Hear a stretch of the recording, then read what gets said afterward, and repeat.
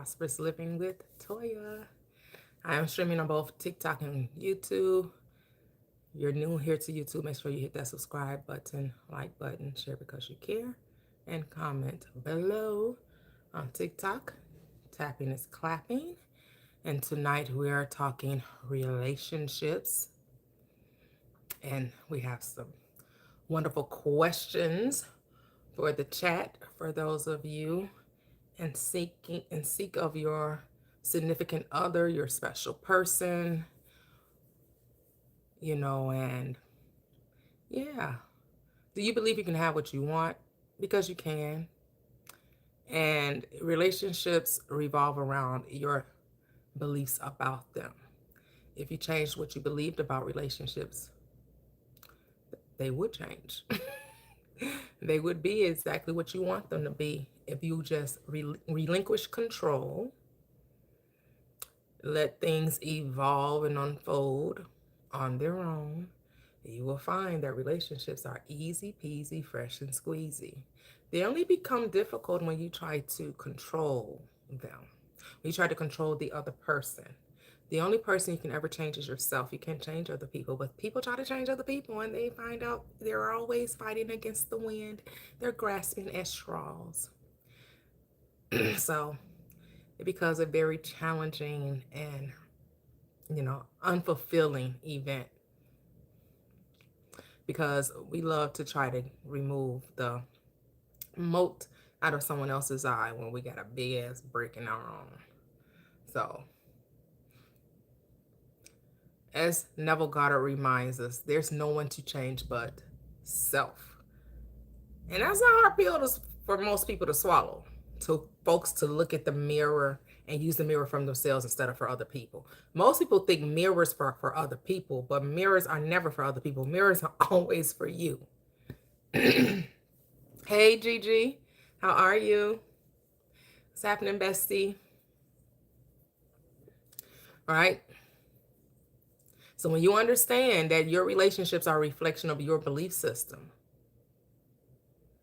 you'll pay attention to what you believe because that's what you're experiencing. And if you want to experience something different when it comes to relationships, you have to think different. You have to change the way you think. Most people come in, well, they're doing this and they're showing up this way. And I don't understand why they're coming in this way because you're thinking the way you're thinking. Because you're trying to manipulate and control another person's behavior. Right? Most people don't agree with that, but that's generally what's happening. That you're trying to control someone else's behavior. I'm awesome. Thank you. Hey, hey, hey. Happy Monday. I am Tam. Welcome. Well, thank you. Grained.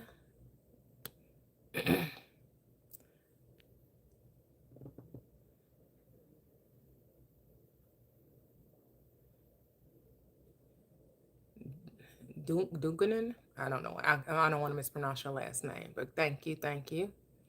Hello. Welcome. To see you as you. Welcome, welcome, welcome. Hello, Shazina White. Welcome. Thank you, thank you, thank you. And so this is manifesting your SP, your specific person. And that specific person can be whomever, right? Maybe you want to manifest a better, healthy relationship with your parents, with your spouse, with your siblings or cousins or friendships or whatever it is. No, nothing's off the table. Your boss, your co-workers, your employees, right? And more specifically, any of those. But I know most of the time all of these questions are based on a significant other. Whatever you are attracted to, whoever you see yourself with, right? Just know they're going to show up based on your assumptions, right? If you think relationships are hard and difficult, that's the type of relationship you're going to have. If you feel like relationships are easy and refreshing, and I'm not here to change anyone, I'm not here to make anyone be a certain way. I'm just here to accept people as they present themselves, enjoy them. And if I notice that we're not compatible, I don't look to change them. I just move around. I just move along. If I recognize that we are not compatible, I'm not here to make them over. I just recognize we're not we're not a good fit. And some people, because they're afraid of being lonely, instead of recognizing that the two are not a good fit, they try to fit a square hole into a circle. And that's where you get contention. That's when you get trying to force a relationship. You feel like you have to compromise, you have to sacrifice. You start feeling like, you're not seen, that you're not treated like you want to be treated. You're not loved in the way you want to be loved because you're trying to force a relationship. Relationships should never be forced. You shouldn't have to put a whole lot of effort into relationships. You should be able to show up as you in all your beautifulness and all your wonderfulness and all of your amazingness, and somebody else appreciate it. And if they can't appreciate you for you, then they're not for you. But I get it. People have a fear of being alone, so they don't look at relationships that way. And many and women culturally, especially over here in the West, we've been taught that our value comes from if a man desires us. Right?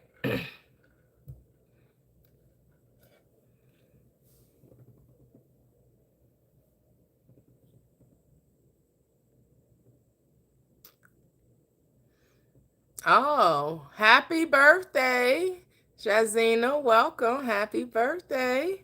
Cheers to you. Happy birthday. Happy birthday. May you have a wonderful, amazing birthday. I hope today was lovely. I hope you enjoyed your weekend. I hope this is a birthday month for you, a birthday week. I hope that you're enjoying it to the fullest.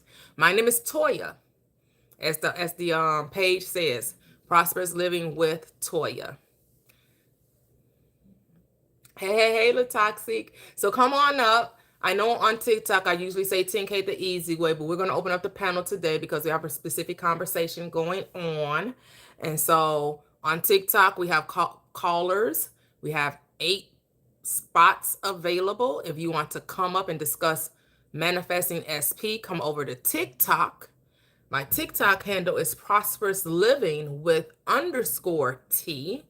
And we're going to talk manifesting the SP. Kind of rhymed, right? Prosperous Living with _T.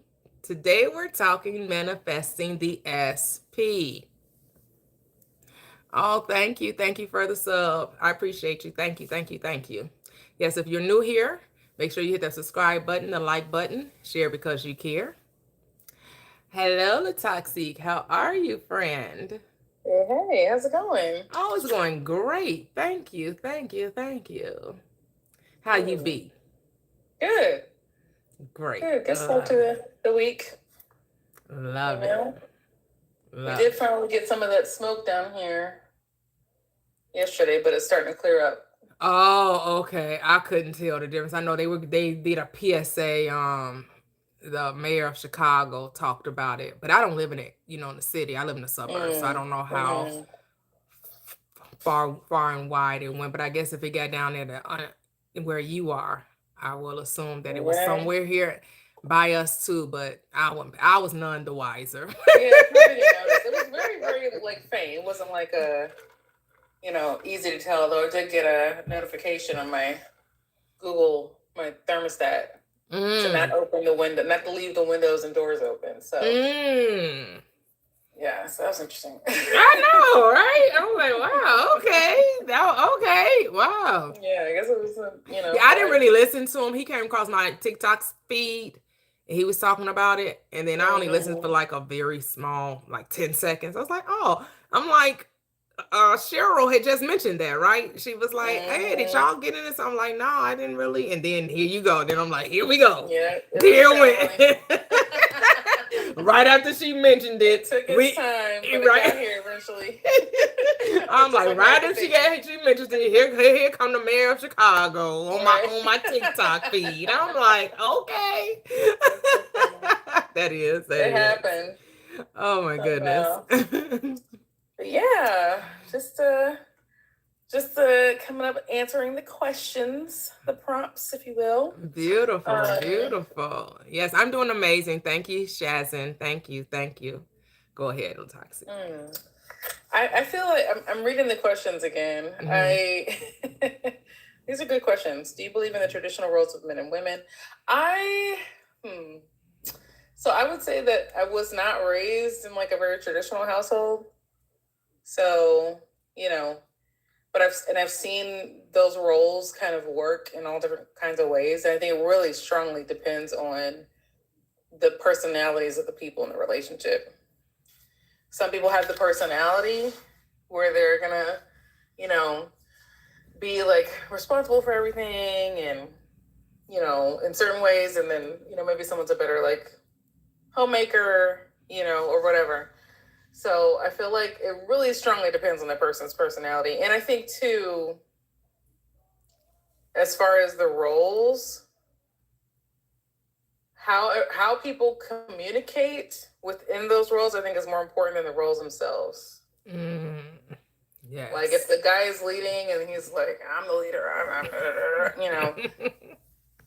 that doesn't work for me.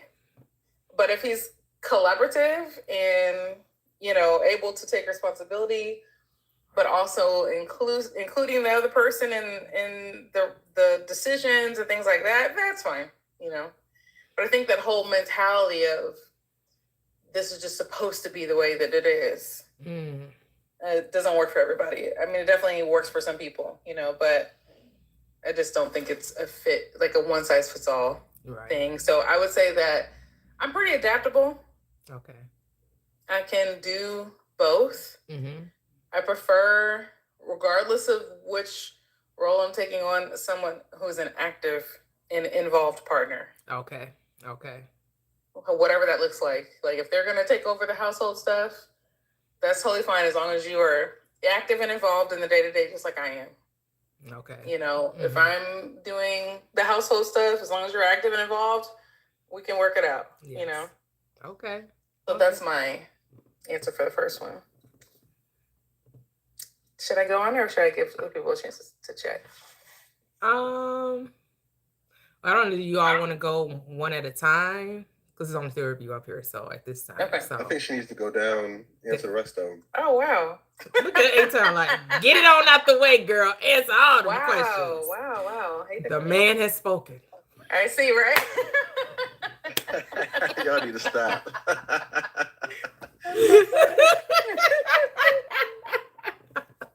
Okay, this is a big one. Standards for dating. First of all, I have a list, but I'm not gonna say the whole list. I will say how many? I got a long list. How long is your list? 30, 40, 50? I'm looking at my list right now. It's on my whiteboard. It's about 10 things or so. Okay. Which some of these are, I would like to consider them being like high level, things. They're not like highly. There's like maybe 1 or 2 things that are super specific. The rest are pretty general. Okay. But obviously the man's got to be handsome. He has to be, he has to have experience in the sheets. However you want to interpret that. No newbies, huh? You don't want to know. You're not a teacher. Absolutely. You're not going to teach them. Wait, what was the second one? The toxic? What did you say? He's got to be good in the sheets. He's got to be good in bed. Oh. Got to. No exceptions. No newbies. You're not. No. You're not. Did you ever watch? You need to ask the women. Every man think he good. Oh Lord!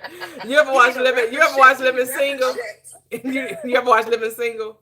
Yes. Remember Max said the newbie, and he said he was like, I've been waiting for this, and she was like, ooh, and she fell off the chair. She was like, and then come to find out, he rocked her world. She told him the stuff. She was like, come on, boo, you got this. No, sometimes the newbies can be pleasantly surprising. But I feel like most newbies don't like have. You know what it is? It's not about it's not just about skill level. It's about confidence. Okay. Like a lot of people, I'm calling the term sexual confidence. Like some people just don't have that. And I don't think being newbie or not has anything to do with it. It's just like their own internal lack of confidence is what I'm not attracted to that. So, the confidence is important. Oh, okay. I need to know I'm in good hands. Okay. But yeah, so that he's got to be, of course, be generous. I didn't put this on my whiteboard list, but I'm adding it now. He's got to be a positive thinker. Like, he's got to be someone who is just able to lift himself up out of whatever's going on. I can't take on any people who are depressed. I can't take on people who are, I can't do it. It's not for me. I don't have the energy. I'm already dealing with my own shit. I can't take on someone who cannot lift themselves up from whatever the hell they're dealing with. Like, you have to be able to, like, row your own boat here. Love it. Roll your boat gently down the stream. Okay. I can't do it because if I'm rowing, if we both try to row and there's a leaky hole in the back, like, no, there's a hole in the boat. I can't do that. It's not gonna work. Double entendre, but yeah. So yeah, that's important to me too. He's got to have a positive attitude. And then what else did I put on here? Oh, the biggest one, the last two actually are. Well, obviously, he's got to be normal financially. He's got to be normal. What is normal? Normal means like, he's got to at least be normal. Meaning, like, they're not like crazy, like a gambler. Like, you're not like, you know what I mean? Like, you gotta okay. Just be normal. That's so. Again, that's such a wide range. Normal. I know. You got to be normal. So you want him to have a certain income, right? Oh yeah. Okay, you need to have a certain income. He can have the basic debt like car note, mortgage, that type of thing. Normal stuff. You maybe paying our student loans or something. Okay, yeah. Okay. There's a lot of. I've come across some men who, because I'd be at the bars, I'd be at the bars watching games or whatever. There's some men who are like deep into the betting. Sports betting.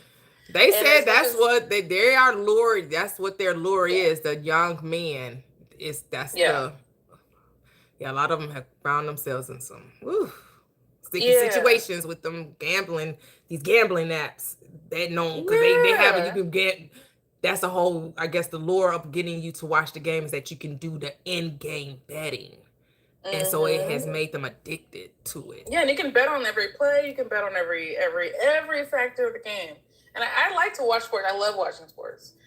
But, I should add that to my list. Shit. This list gonna keep getting longer and longer. Sorry, Look at you.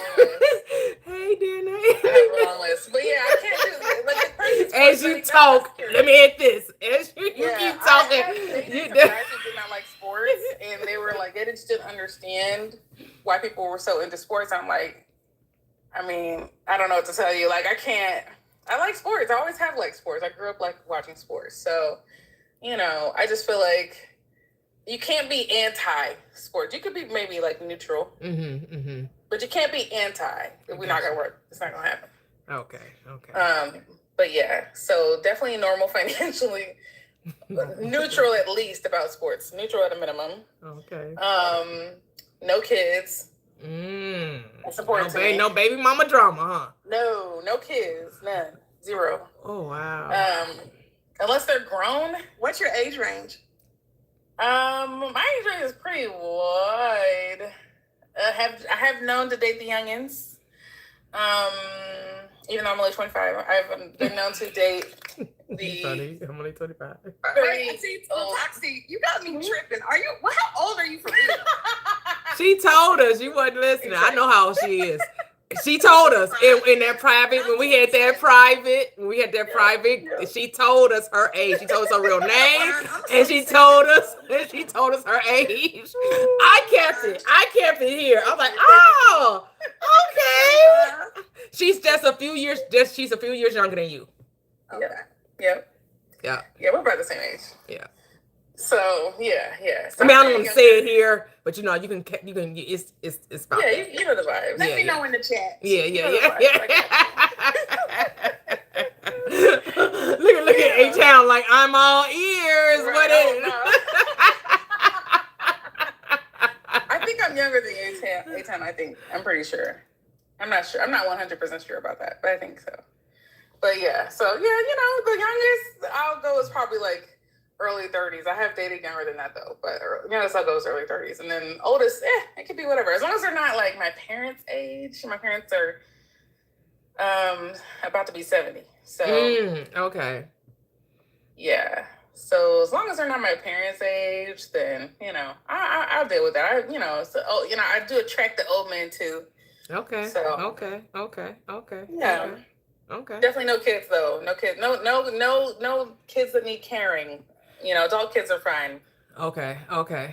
So let's go to number 3 then. Number 3. If I knew with certainty that I wouldn't be rejected, which standards would I keep? I mean, regardless of the rejection, I'm keeping my standards. Regardless. I don't think there's anything on this list that. So these are all non-negotiables.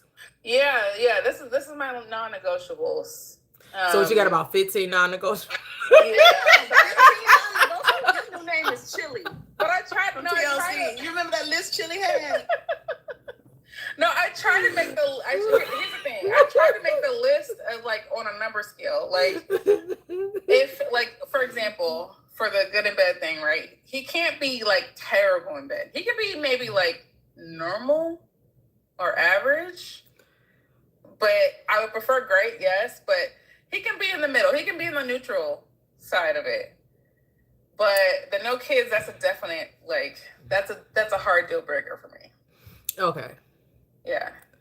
Okay, so some of these are negotiable. Some of them are negotiable, yeah, in some ways, depending on what it is. Okay, but some of them are hard full stops. Like, Anytime wants to know what your normal is, it don't matter. She's the rater of the normal. What normal for which one? In bed. Oh, let me. You just better hope you. That's a crazy scale. I don't even know what her baseline is. right. Listen,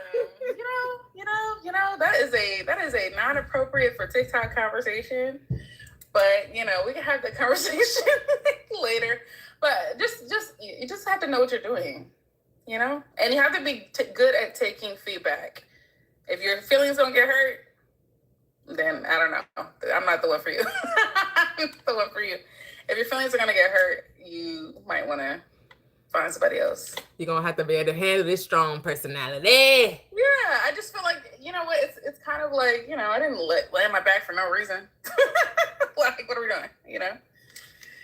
So, but I will leave it at that. So yeah. Here come the Christians that don't like to change the subject. They talking about did you give up on Jesus? Doesn't exist. Some now dating advice. I could talk about whatever I want to talk about on my live. It's my channel. But no, that has not changed. Jesus is a fictional character in a comic book strip, and God definitely wants you rich. That ain't changed. Don't get it twisted. Like, what do you think we over here? Returning customer. A returning customer. I know, right? Like, what do you think we're doing over here?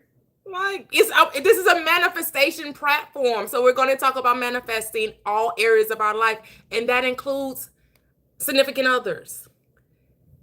not they mad. You ain't talking about you can They're like, wait.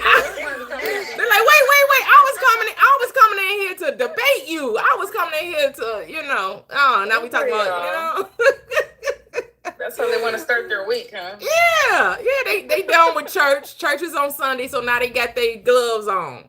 They ready to box. They ready to have a boxing match about Jesus. You talking about my Lord? Who talking about my Lord? Let me say. That is crazy. But number 4, you red flags. Are red flags manifesting a person what you don't want? I think so. I mean, obviously, when something happens, you can line it up with your list. And does it match the list? No? Then no. I had a guy who I was dating for like the past few weeks, and very nice guy, great guy. We're both in tech. We both like the same things, generally speaking. But he was like, he told me he doesn't do oral. Like, he doesn't do oral. I can't say that. He doesn't, yeah. That's it. That's oral is okay. Can I say that? Yeah. that's a deal breaker for me. Obviously. So like, unfortunately. But that's not a red flag. That just means it's not a match. It's not a match. The reason why I would not that alone, I would not have considered it a red flag, except that he was super emphatic about how much he enjoyed it. Oh, he likes receiving, but he doesn't like, okay, reciprocating the act. But he didn't want to reciprocate. So then that's well, again, I mean, to me, it's when you're talking about red flags, to me, unless you're still dating them, how's that a red flag? Because to me, this is not a red flag. A red flag to me is something serious. Like I don't get the red flags, because aren't you just saying that person is like a baby mama maker? Yeah, exactly. A red flag is something that is like. I mean, but isn't that just saying that's alerting to you that you shouldn't be dating this person? Like, yeah, absolutely. Like, to me, red flag would be like, Latoxic had a list of things she likes. Red flag is like, are you focusing on a list of things you don't want? If you're focusing on a list of things you don't want, then you're just going to be looking for all the things you don't want, right? I agree. I completely agree. That's what you're going to see. So, yeah. Latoxic had a list of all her wants. Listen, I'm getting closer to my list every day. That's what I'm talking about. I can feel it. Let's go. I'm getting closer every single day. I know it. I know it's coming. So, yeah, I agree that the difference between like, oh, this is just not my preference versus a red flag. Like, to me, a real red flag is like, oh, he's like on the run. Like, you know what I mean? Or he's in jail currently. Or, you know, what else? Like, he's an abuser. Right, because red flags just turn the other way, right? It's like, Yep. Red flag is do not pass go, do not collect $200. Turn the other way. Turn around and run. Run. Yes. Like that. Those are definitely red flags. Like, I'm trying to think of I've been in some situations like that before. I can't think of one right off the top of my head. But it was just like, oh, yeah, you know what? You're crazy. Like, you are not responding to this situation. I think we only talk about red flags because women ignore them when they're desperate, or even men ignore them. Like, men and women ignore them because maybe the woman is very beautiful and, you know, seductive, and, you know, and the smex is great, and you know, for whatever reason people don't want to be alone, so they'll be like, well, it was just a yellow flag. Right. It's not that bad. I could change. Like, I can work with that. And she was like, damn. I knew that. I knew that was a real. And I just thought I could change. I just saw her. There's a girl on TikTok. I just saw her posting something. It was I guess from a few weeks ago or whatever, or 4 days ago. And she was like, she just had her second baby with this guy, and she's upset because now he's over here doing him. And oh yeah, I commented. I told her to get her ass off the computer, traumatizing us with her drama. Go call the Lord and call her friends and get off the computer, girl. Press and record, hollering at us, talking about yelling at the screen. Was she? Computer hollering at us with your trauma. Oh. It was too much. She was yelling at the screen. I'm like, girl, she did take it. I watched a couple of other videos after that. She did try to take accountability. She was like, I saw the red flags, I ignored them, and girl. Yeah. And now you have a baby. You cannot take that shit back. Like, you can't give the baby back. I mean, I guess technically you can. You secure everything. People wouldn't loan somebody $10,000 without security of repayment, but you will loan out your damn womb without security. Yeah, she mentioned that she had risked her life for, you know, having this man's child, I guess, and obviously did not work out. And I'm like, yeah, can't be me. Yeah, we're not doing that over here. People just want to be loved so much. Know, that's true. It's that's like true. They just like everybody. Unfortunately, I mean, we were given a roadmap for life. We just weren't told about the roadmap for life. We were given, you know, some very, you know, weak instructions, some very, you know, it's sad. Yeah. So I hate to see that. I mean, I'm at the stage now where I'm like, oh no, I know this is not going to work now, but it's that comes through, you know, experience and having, you know, wasted time and having, you know, not had the strength to say, no, I don't want to do this, or no, I don't want this, or whatever, you know, and now that's not the case anymore, you know, but it takes time sometimes, and thankfully I got out of it mostly unscathed. But not everybody's, so lucky Yeah, to that's have that true. experience. That's So true. That's true. yeah. So true. Ooh. Yeah, I hate to learn the hard way. Well, It I be hate to like that learn. Yep, sometimes. yep, yep. It definitely So, be like that. But my mama did too. She had her heart broken. I mean, it's life. yeah, But yeah. as long as you learn from it, is the most important thing. Yeah. Hope yeah, that's it. So let's hear from brother man, from Mr. A Town. Thank you, Latoxi, for sharing. We loved it. Thank you. Thanks for listening I to my wouldn't crazy mind rant. what'd you say, Toxic? I was just saying, thanks for listening to my crazy rants. What was your Yeah, answer no, to I number love it, 3, Latoxi? Because I had a hard time understanding how to answer that one. Oh, I was just gonna say that I don't worry about being rejected. That's basically my answer. My my standards are my standards. Yeah, basically. If I get rejected, then it is what it is. Yeah. Beautiful. Love it. No, I like it like toxic. I wouldn't mind letting the ladies go first. Oh, okay. Look at you. All right, Mia. Yeah.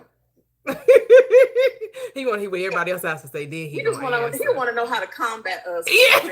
That's all. He's just trying to collect data. Not collecting data. Oh, man. Ain't collecting You data. know what? I do collect data, but I ain't combating nothing. I do collect data, but I ain't combating nothing. So what Latoxic said, and then what Ray said, I know. and then what Mia said. Because y'all give me context. I'll be honest with you. Y'all give me context to, to even, like I said, I put in the chat, like I had like bad examples and bad, so my dating was, I was a whole bag, you know what I'm saying, back in my day. So it was like, yeah, so it's just different. But now being able to choose, and I'm going through my whole deconstructing and my whole, revision and I am type shit. So it's like, I get to do, be, and choose, you know what I'm saying? And choosing is totally different, because I used to, if she was a baddie, you know what I'm saying, thick and, do whatever, got a little bread, you know what I'm saying, if she do stuff, then it's all good. But then, like you said, those red flags, like looking back, them was like hella red flags, you know what I'm saying? Like, like, damn, she wasn't interested in this, or she was just this, she didn't know that,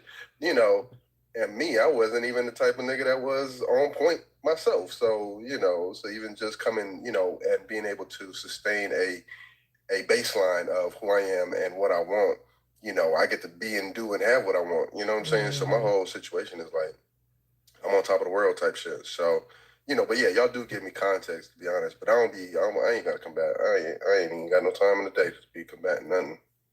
But yeah, I mean, I can go, you know what I'm saying? It ain't no thing. Mia, did you want to go? Or you want me to go? A little pretty so. I can go, because, I got my mind be racing anyway. So let me go, because you're going to say something that make me distract from what I'm going to say. Because I know you're going to say something that make me ball my fists up. So let me go and go. Let me go and go get whatever I got to get off my chest. Y'all funny. So to number 1, do you believe in the traditional roles for men and women? If not, what changed? Generally I do. I mean, both my parents worked, so I would work. I don't believe in like traditional as I would have to like be a housewife, but as far as head of the household and the wife being more of the helpmate, I do believe in that traditional setup.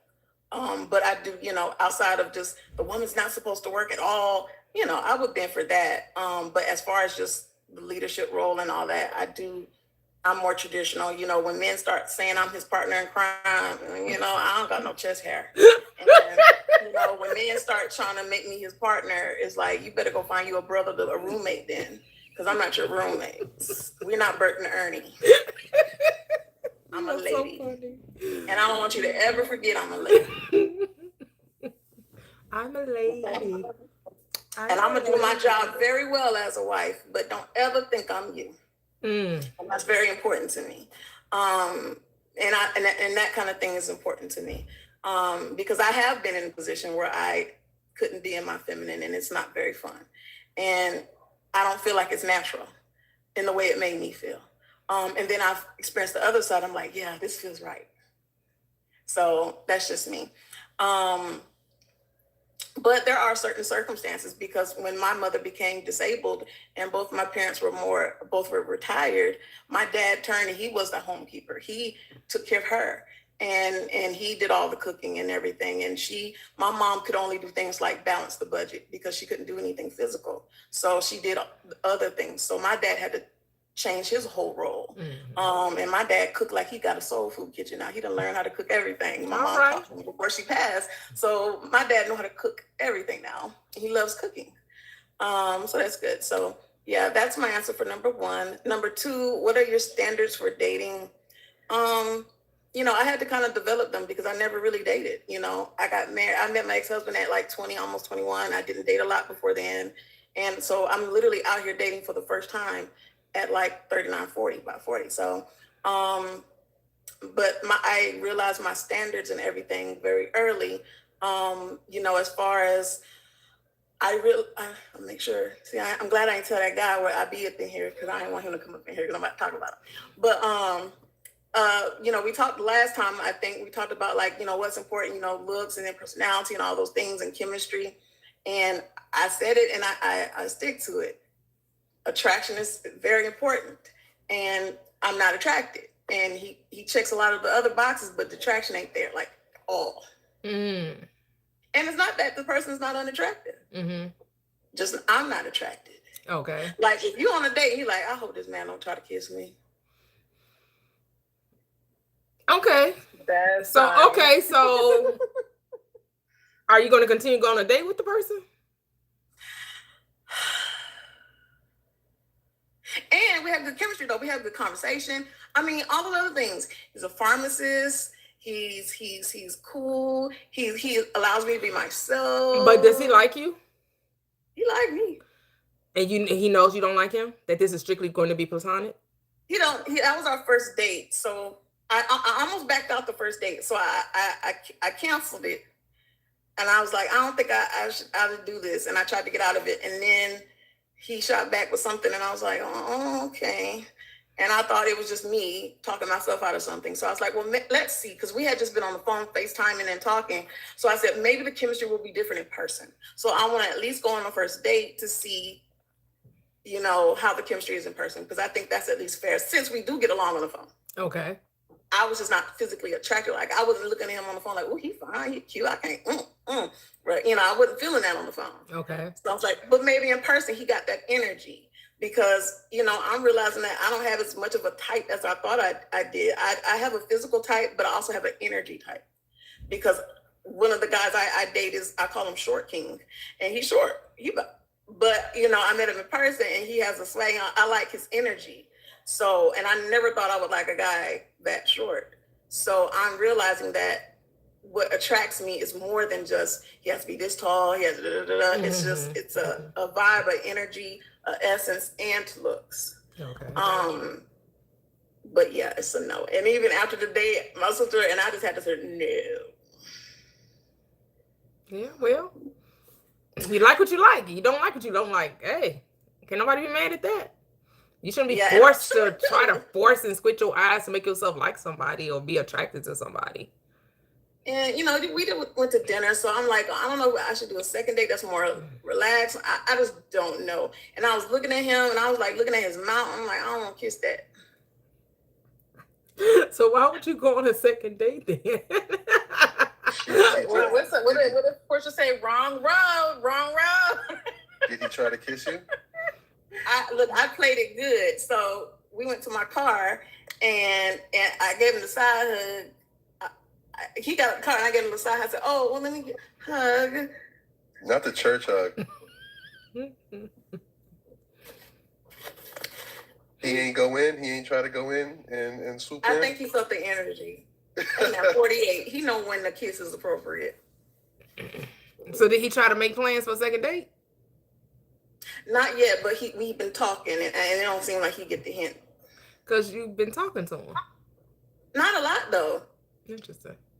I mean, it's enough. So do you think that you should be full transparency and tell him you're just not interested in him like that?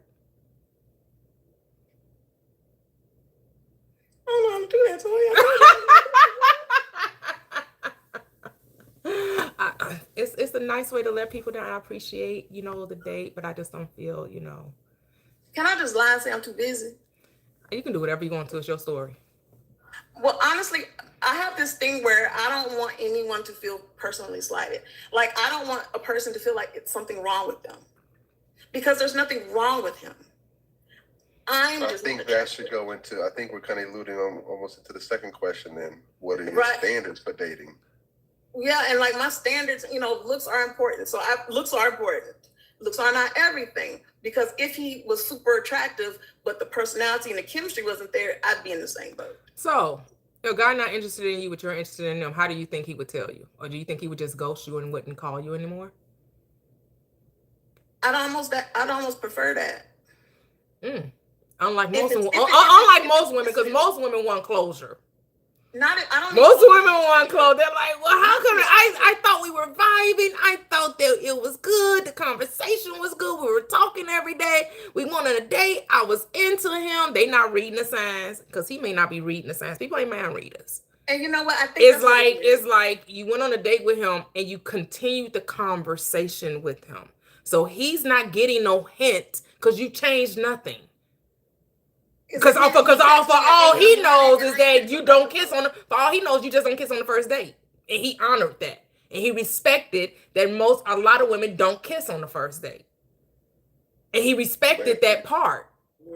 And you're continually to talk to him as though nothing is wrong. So how is he supposed to pick up that you're not interested just because you didn't kiss him on the first date, which a lot of women don't kiss on the first date, but that don't mean they're not interested in the guy. I guess you get some lips on the first date, but but he don't know that. Does he know that? No. So that's what I'm saying. Like, unless he a mind reader, how would he know this? So he think he him. So he's the kind of dude, he think he him. Right. He think he him. That's what I'm saying. So you're kind of stringing him along. But again, it's your movie. But I promise, it's your movie. I'm a texter and I'm a communicator and I'm a flirter. I haven't even been responding long, all day. We went on a date Saturday. I ain't hardly text him all day Sunday. Now, are these dates, or at this point, is these dates, or y'all just going out chilling? We went on one date. So literally, we met 2 weeks ago. We were maybe about a week and a half. We were FaceTiming and talking here and there, not constantly. So I haven't really been giving him a bunch of attention at all either. I've been trying to make him get the sense, I'm not texting you back. You'll text me at 9 in the morning and say good morning. I'm not texting you back. I just feel like people will respect you more when ghosting. I think people would not be hurt if they don't feel like they're being strung along and you tell them up front, I'm just not interested. And when I say ghost, and when I said I would rather someone just not, I'm talking about a stranger. I don't care if a stranger ghosts me. I'm not connected.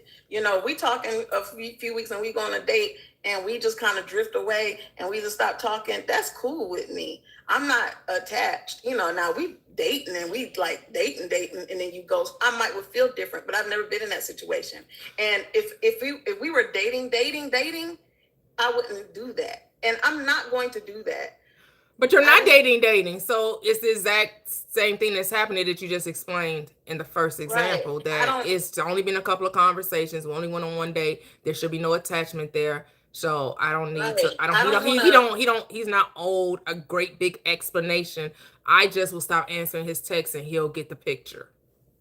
And I just kind of want to drift away slowly. And I could tell him, I'm just too busy. I could tell him I'm not interested. I don't feel like if a dude that I just met, I don't actually care why he's not interested. Right. If you find somebody else you want, or you dipping and dabbing, or you got too much work going on, I don't care personally. Right. And him, he's a cool dude. He's a good catch. It's me that's not, you know what I'm saying? Mm-hmm. So, I don't know. I have this thing about, I don't want anyone else to feel slighted just because it's my issue. Because he's not, I could see if he was like what's the slighted if he knows that there's other fish in the sea? Absolutely. But, I ain't going to tell nobody I ain't attracted to you. Why not? Because who You cares? could just say something else, like, you know, Hey, Tom, hey, you ain't I told feel no like we're- girl you ain't Oh, you attracted. ain't gotta say nothing like you said. Yeah, you don't have to Just say don't that. I wouldn't say respond. that. I would never tell anyone that. Right, That's just not right, important. just don't respond like you said. Just, Right. you just I let don't the, think just let that's it fade out. necessary. But again, there's no right or wrong. It's your movie. You get to do whatever you want to do. Right, and I know I'm not every man's type, but if a man come tell me you're not really my type, okay. You on a date with me? All right, what the fuck you like, want? you know what I'm saying? I guess Mia figured out her dating situation. What's your thing So on my no? standards also with income, you need to have a stable lifestyle. You need to be able to be self-sufficient and take care of yourself and your life without me. If you have children and you have some child support, your child support better leave you with 3 times the rent. I'm like these damn renters, okay? Because you can have a child. And I'm kind of like Latoxic. I need your child to be at least over school age. Your child in middle school at least or something. You know, for one, I need the baby mama drama to be ironed out if there was one. And when the baby too young, y'all still fussing and probably having smacks. So I need y'all, the baby, to be a little older.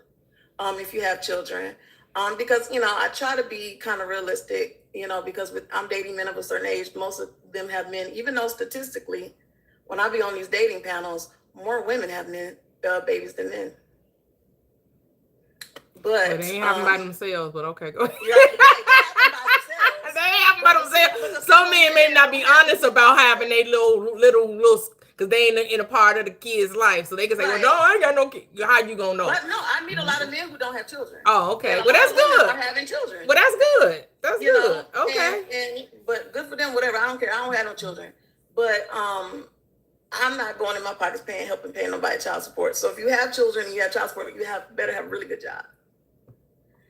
Because I don't want my lifestyle to be affected, because I'm just like, I live good and I'm not having anyone take me here. Right. Right. We're not going to go here. We're going to either stay here or go here. Right. I prefer here, but, so that's it. I need you to be self-sufficient. No builder bears. We 35 and up, ain't no builder bears. Okay. You need to be built. Family oriented, to the sense that, you know, you generally have a good relationship with most of your family. I don't like toxic stuff. Just a assertive man. I think hardworking, someone who just has discipline. I like people who have identity, who know who they are, because I like people who know who they are, because they generally will let you be who you are. And just like what Latoxic said, like people who are dealing with drama and mental illness and depression. Look, I work in the mental health field. I get a check for it. Okay. I don't want to deal with it. I don't want to be your peace. I want to have my peace. You have your peace, and let's be peaceful.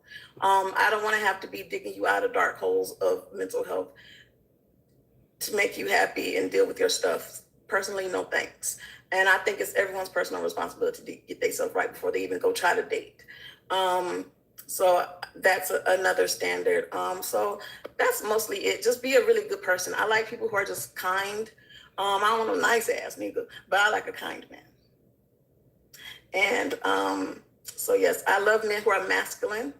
I love an alpha, but I like a kind alpha. You be alpha out there and you treat me like a lady.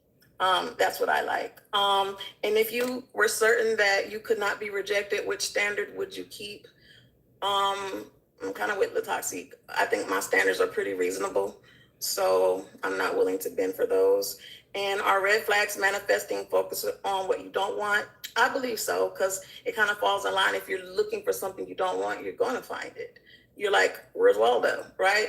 I think red flags shouldn't be ignored. Like if they happen in things, and like a red flag should be more of an alert than something you're looking for.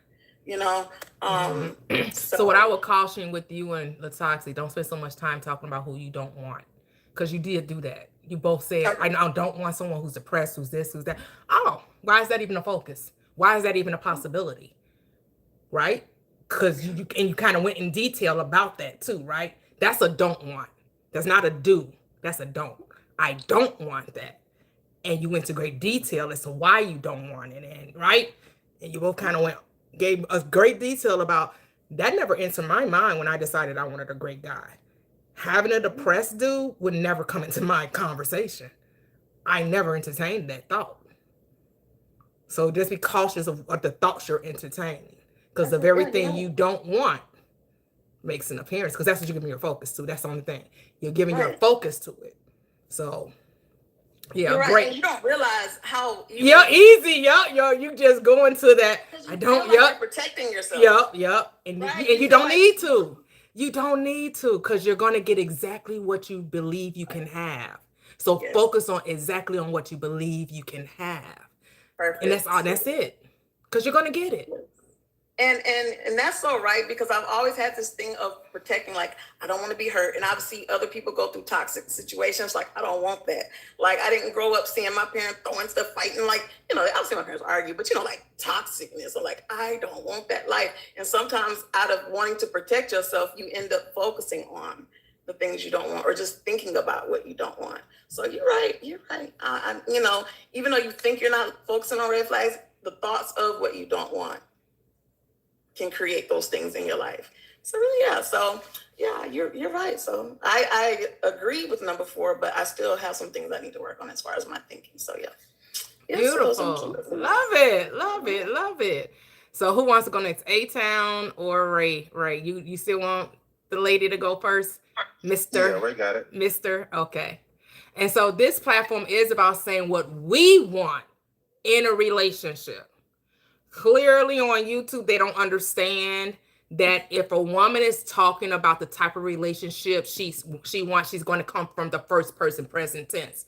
When a man starts saying what he wants, he's going to speak first person present tense, and he's going to list all the things he wants. I don't know why people are lost on that concept. I almost feel like you don't like women. I get the feeling 313 Wood Savage. If you're still in my chat, you don't like women. Is that the same dude from last time? I think that you don't like women because if I'm, as a woman, being married, say what I want in a man, you're going to hear me say, I want, because it's my list. And then if you listen to my husband and he talks about what he wants in a relationship, what is he going to say?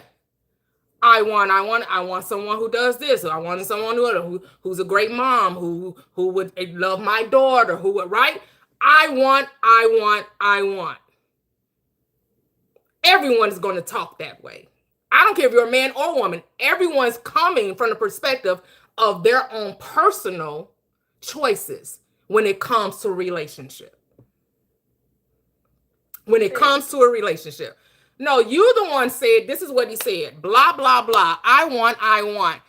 He has to have this and that. Same old bird script. Is this the same guy from the last time that I get the impression that you don't like women, because who would say that? Because you're coming in on a conversation, you're hearing someone saying what they desire in a relationship, and that's the mindset you have about a woman who don't know you from Adam, don't know you from a man, a hole in the wall, and that's your mentality. Instead of just listening to see, does what she want would be something that would interest you. If it doesn't, move along. If you don't fit the narrative, pick up another script. how do you answer that question without it being first person? When A-Town goes, he's going to talk about what he That's wants. what I said. That's what I said. If a man is saying what they want in a relationship, they're going to say, I want. That's just natural. What are we doing? This the same guy from before Yes, we was yes. talking about? Yes. He want to argue with a woman so bad. I'm just like, what is the What problem? is going on? Are you lonely? What is I don't get it. Like, but we're gonna let Where's Miss the anger coming from? Ray all day go. Sorry. Because you about to get another woman saying, I want. Because So if you can't handle that, I suggest you get off my channel. Because another woman is about to go and talk about what she wants. So if you can't handle another woman saying what she wants in a relationship, then this platform ain't for you. Go ahead, Miss Ray, all day. I want. Hey, everybody. Hey. Thank you, Look Toxic, for inviting me up, even though I wasn't trying to come up, but I'm here. Honestly, talking about dating and relationships is not something that I generally talk about. I've never been the type of person to really engage in those conversations. I think because I've just always been independent minded, in protective mode, you know. So I know that I've been like guarded. I love men. I love the attention from them, but I think my experience has taught me to be like I'm the one who has to like protect myself. Like I'm the one, like the end all be all. But I've lightened up a bit in my older years. I'm more in the flow now of things, even though I don't really have these kind of conversations, but I am enjoying the presence of men more now. Like I'm more easygoing. I allow them to take care of me, to compliment me. And I really like Wait a minute, it you want a man because to take care of you? You don't want 50-50? Let me stop. Go ahead. No, I'm just I don't I'm just I don't want 50-50. I didn't mean take care. I didn't mean financially. She's joking with you, right? I'm She's joking with you. Okay. No, miss me with that 50-50 stuff. Like I don't want to see no bill. I don't want to see, for real. Like, because I could pay my own bills. So if we're out, you know, at dinner, I expect you to take care of everything. I don't even think about it, honestly. Because if you want me to like go Dutch, then that's probably going to be our last date. Like, I don't need that. Ooh, okay, so Ray, we want you to answer these questions. Okay. I don't believe in the traditional roles, even though I did grow up with parents who did do the traditional roles. But also, my mom did work with my dad. Like she did help him with his business. So my mom was like superwoman, and I don't want to be like her. Like I don't want to give every piece of me to a man, for sure. Like I don't. So what changed? Why did that change? Is because how you saw your mom?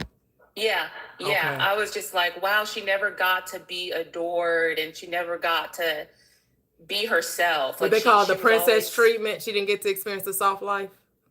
I mean, she got material things like in the beginning, before she started having all the kids. But no, it wasn't about her. It was about my father, and we adored our father, and mom was kind of like our service provider. You know, wow. She didn't really, she wasn't really held up as like, let's honor mom, you know, like it's Mother's Day, let's honor her, or let's do something special for her. But we always tried to make our dad happy. Okay. You know, so I learned that I didn't want to be like my mom. I said the same thing when I was a kid. But go ahead. But I want to be adored like my dad, you know? And my dad, he did spoil us, even though he was also a bully a lot of times. I think it's because of the attention that he gave his kids is why I expect attention from just people in general, like men, women, in the workplace. Like I expect to be seen. I expect to be like central, you know, I expect to matter. I do. And when I don't, then I question like, why, you know, like what did I do? Or anyway, let me move on to the second one. So what are your standards for dating? Like I said, I want the man to take care of the outing. I want him to lead. And I don't know that I'm an alpha female. I would say I'm independent, but I'm feminine.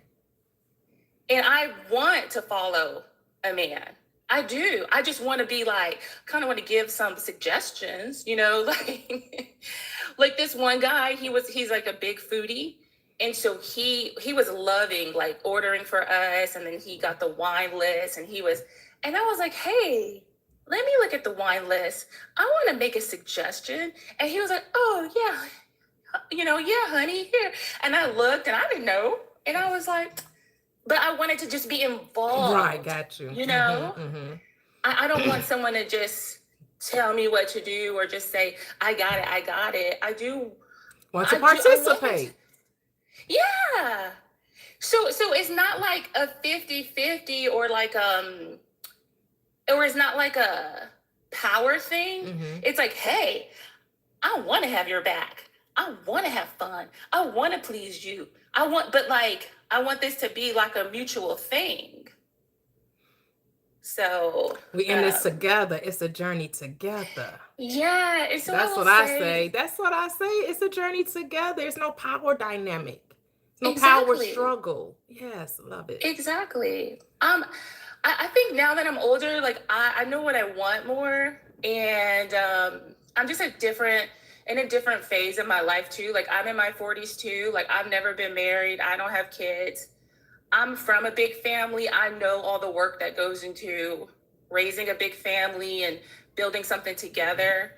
Um, and I have been just focused on building myself and my career all these years. And men have come in my life and like I've been delighted by them, but I never chose to like focus really on that, you know. But now I'm ready to be in a relationship now, because now I know like it's gonna be fun. Now I know that I can have what I want, and I want a man to adore me. I want adventures. I want to be able to do whatever we want to do. If he's like, hey, let's go away for the weekend, or hey, let's, but I don't need like, him to spend like a ton of money on me. Like I don't need a bag. I'm not really into like material stuff like that. Mm-hmm. But I like nice dinners and I like nice stuff, Yeah, yeah. Not necessarily a bag or something like that. I like a story. I'm a writer, so I like an experience, not really like a thing. Okay, okay. So what about number 3? The 3, let's see. If you knew with certainty that you cannot be rejected, which standards would you keep? Rejection. I don't know, because like would you lessen a standard to be with somebody? Come down off a standard just that, well, no. he's really great. He's really he meets a lot of them, but you have a non-negotiable that he also is breaking. Would you be like, okay, I'm going to overlook that because he's such a great guy in every other area? Well, I mean, I do like to see like both sides of the situation. I don't know. It just really depends. Like so, for example, I said I want a great guy, but he couldn't smoke. Mm-hmm. My husband actually stopped smoking way before, like 2 or 3 years before I met him. Go figure.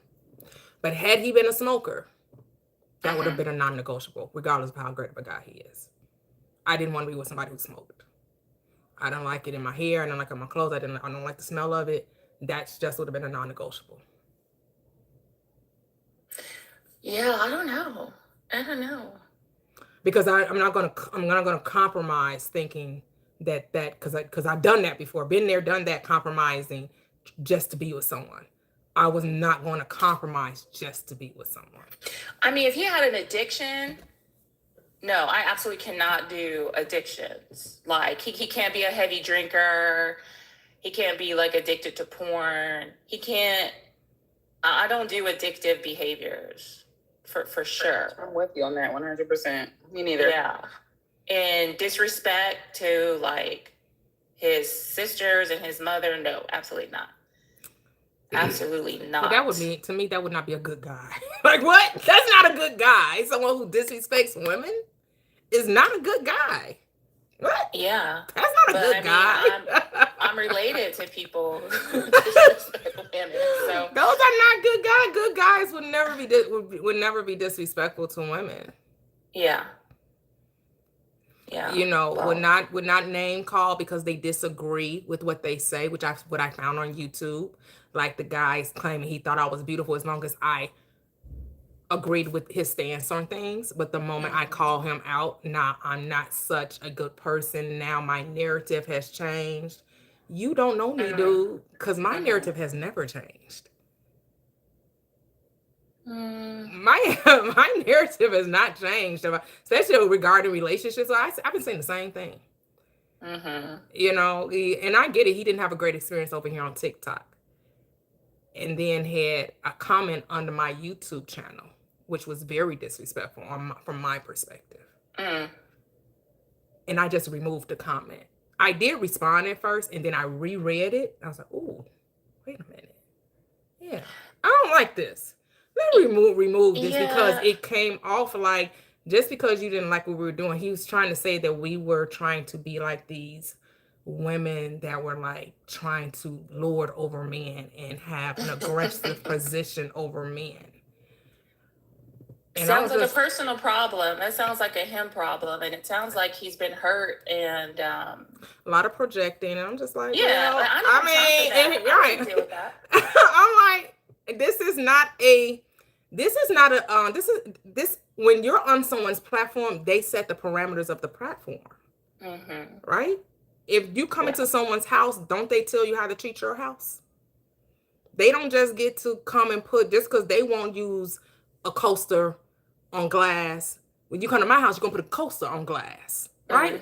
Because I don't want stains on my furniture. Just because you wouldn't do it at your house doesn't mean when you come to my house you get to do whatever.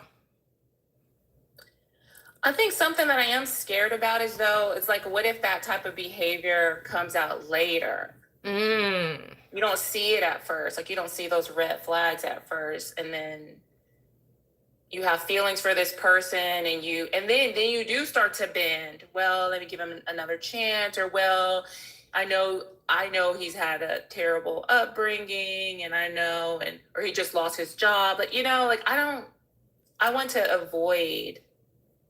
That's why I like being single, because it's like it's just easier. It's like it's just me. So you don't believe that you can get what you think the wool can be pulled over your eyes, and you can't get the person. That's what it sounds like to me. So to protect yourself from being disappointed, you just won't date. Well, not just disappointed, like trapped, like my mom. Even though it was a choice for her, she loved my dad. Still, I don't want. But that still sounds like you don't have power. Like you have no control. You're still saying that me, myself, and I. Right, and remember, your significant other is reflecting you. The relationship is with me, myself, and I. So this is what I'm going to say. You have so much of what your mom went through in the forefront of your mind. Yeah. That you have to like work that out, or you're going to attract that, because that's where your focus is. You don't want to be bamboozled. You don't want someone to come into your experience and they're going to pull the wool over because you're going to miss something. Right? You're scared, like, man, what if I don't see the signs? What if I get tricked? I'm 6 months in, now I have caught feelings, and then they come out of the trick bag on me. Yeah. Well, you're writing that into the story.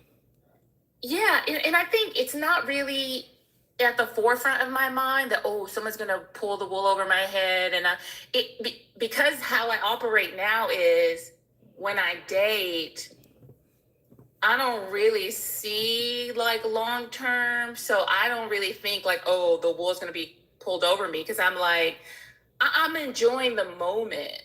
But I think it's because I know it's not gonna last. Wow. So you're not dating to find someone that you're going to spend the rest of your life with. Is that what you're saying?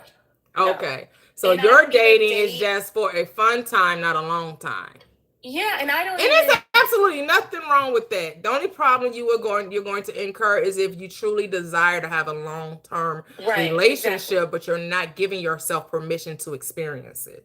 And I think when I first came on here, I said, I'm older now, and I think I do want something like long term, but the way I've been operating, it's always just been in the moment, and I never really expected that much from men, other than just having like a pleasant time. I never was hopeful that it would grow into something more, They always did want something more, but like I said, like I wanted to have like my escape route. Like whenever I got tired of the relationship or whenever I felt like there were some red flags, I wanted to be able to get away, you know?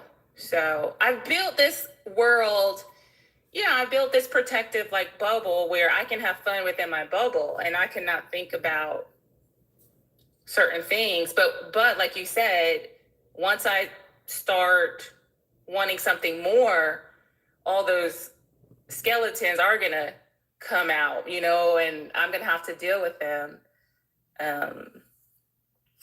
But yeah. Yeah, it's like you're still projecting the Murphy's Law type syndrome. If something bad can happen, it's going to happen. Because you're still focusing on the negative. Your story isn't, I can really have what I want and this can be a great experience and we live happily ever after. It's, well, it's only for a small amount of time because I truly don't believe men can really live up to what I desire. And so I'm going to make sure that I don't get disappointed by never wanting what I really desire. So I'm just going to limit this to 3-4 months. If we have a good time during that time, that's cool because I just don't ever expect it to go anything beyond that. Or even just sitting with herself, figuring out what she does desire. Yeah. Right? And focusing on that. Yeah. Focusing on what you want instead of so much on what you don't want, because there's more of a focus of what you don't want, not what you do want. Because you have to be honest with yourself with what you do want and then give yourself permission to have it. But you won't even be honest with yourself enough to say what you do want because you're so focused on not being able to have it. But I am focused on what I want. I desire myself, and I've been on a so you don't desire to have a long-term relationship. Yeah, that's not something I think about. Like I said, like I'm not usually in these conversations. My world is, and that's okay. Okay, yeah. So if you're saying, that's not okay. Let's rewind then, because that's not how you were presenting it. So why were we talking about all of the wrongs of relationships in the long term when truly that's not your desire? I said now that I'm older, I was saying what my mindset was up until this point, and now that I'm in my 40s, I do know more about what I want. It's like I'm taking new steps in a new direction. So I'm being less guarded. But I'm saying my whole experience has been me protecting myself and me creating space where I can have fun within this space. And I do expect to be adored and treated well. And I have been. Okay. But it's what I wanted at the time because I created this protective bubble. It's what I needed at the time. Because I had to focus on myself because a large part of my life hasn't been about focusing on me. Gotcha. So I had to learn, like, what is it that I truly desire? What, and really like know that what I want is okay to want. A lot of times you don't think it's okay to want what you want because you think you got to work for it or you got to deserve it or it doesn't matter. And my whole experience has been, working hard to get what I want, proving myself. So to say, you can go on a paid vacation and like you can just have fun and that's okay. For me, that's like, oh, wow, yeah, that is okay. I don't always have to be working. I don't always have to be producing. So I don't know if that makes sense, but I've been focused on me. And I don't really engage in these conversations about romance. I do what I want. I get a lot of male attention. Men treat me well. I treat them well. I just don't trust long-term that I'm safe, in that situation. I think that is something new that I need to like sit with. Okay. But yeah. Beautiful. It's a So journey. these, It's a journey. Not saying that you got to come to a conclusion in this conversation. And this Yeah. right, I just feel right. like you guys weren't really understanding No, what I was saying. no, I get it. I get exactly what you're saying. I get exactly what you're saying. You're saying, I have to focus on me. right. Yeah. I get it. And yeah. I get exactly what you're saying. I'm not trying to convince you or dissuade or make you think you should be somewhere, a place that you're not. I don't think it's complicated to date either. I think men and women are simple. I really do. I think that. Well, who said it was complicated? Well, we do say it's complicated. Who was we? Lot. People like, okay. It's hard to date in this city, or those are like, I'm just saying, normal conversations that I hear a lot. Okay. Yeah. I mean, I don't say it's complicated. I say once I understood relationships, I say they're easy peasy, fresh and squeezy. That's what I say. I say when you stop trying to control other people, when you start trying to manipulate and trying to make change people and just change you, like you're saying, I'm focusing on myself, and through that focus of myself, who knows where that sitting with yourself is going to lead you to. But at the present moment, you're in a protective mode. And that's okay. There's nothing wrong with that. Because that's what I know. Yeah. I'll say that. That's what I know. Yeah. But if there's another way. Yeah, no judgment there. No judgment there. That you are where you are. And no one's trying to move you out of that comfort zone or that space. You get to sit there for as long as you want. This is your reality. This is your world. I think Tam summarized it best. You ain't studying that shit. That's really what it is. Right. We feel you. We got you. We clear. We hear what you're saying. Okay. We good. Okay.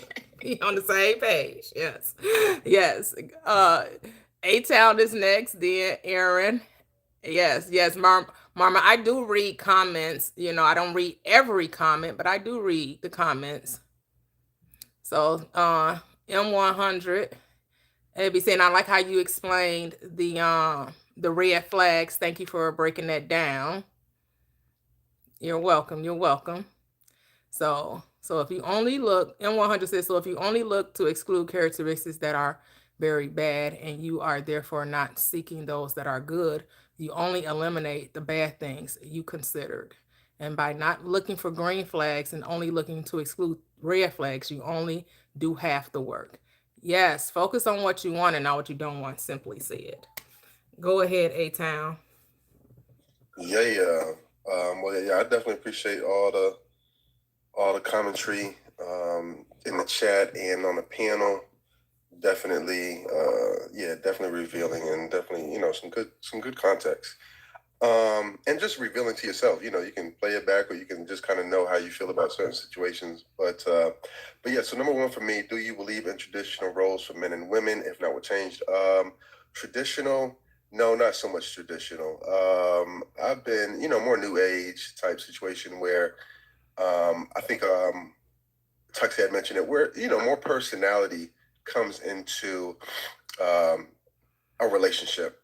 I think tradition really excluded a lot of personality, where it was a cookie cutter type situation where the men had to fit this particular mold and the women had to fit this particular mold, where it, excluded the real, you're not able to experience life and life together as a unit. And what you really can contribute.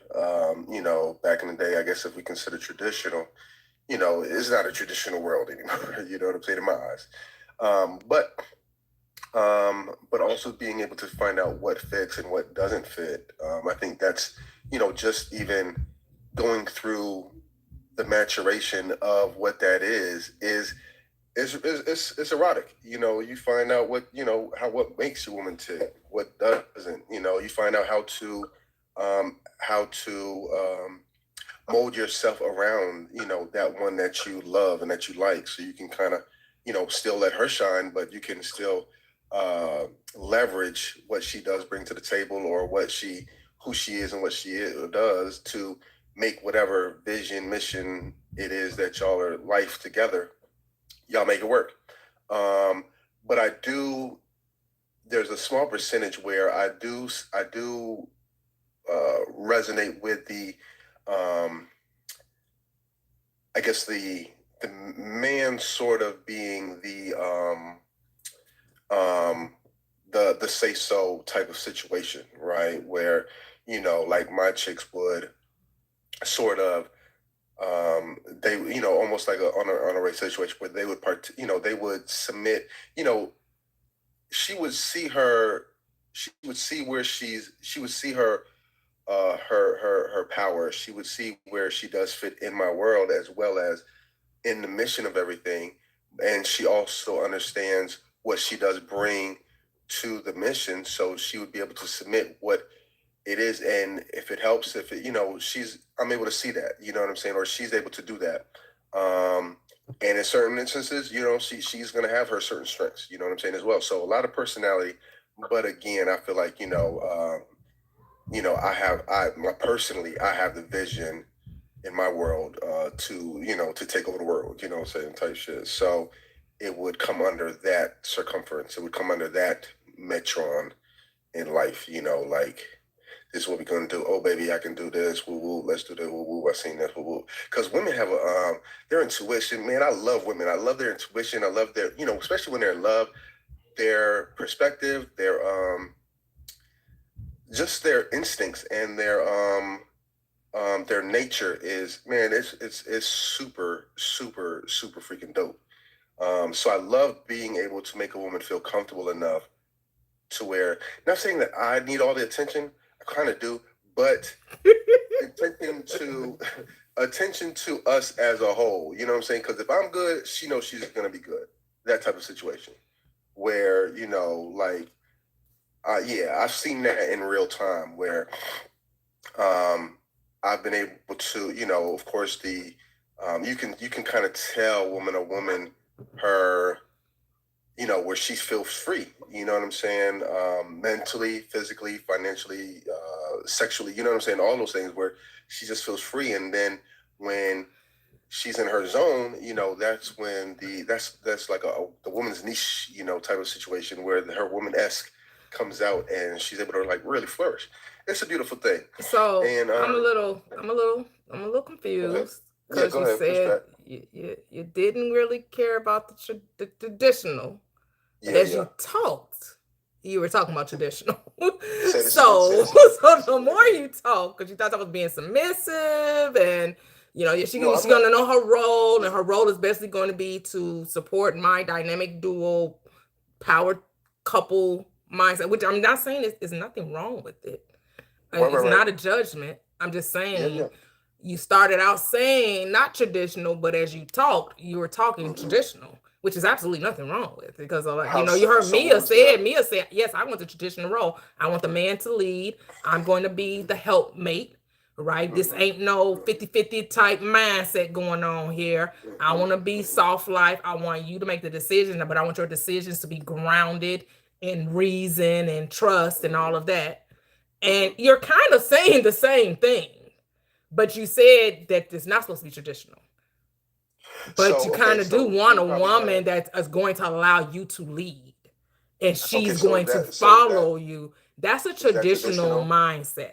See, my relationship is that we walking together. Ain't no following. This is together. We walking together. You got your strengths, I got my strengths, and we bring them together. We journeying on this road together. Mm-hmm. And that's just how I see our relationship. It isn't someone's leading or following. So it's we're walking together. Different. Yeah, our perspective of traditional is different. Where I'm thinking traditional, I'm going back in like I guess the 60s, 50s. You know. Oh, where she doesn't work? No, that's no. not traditional.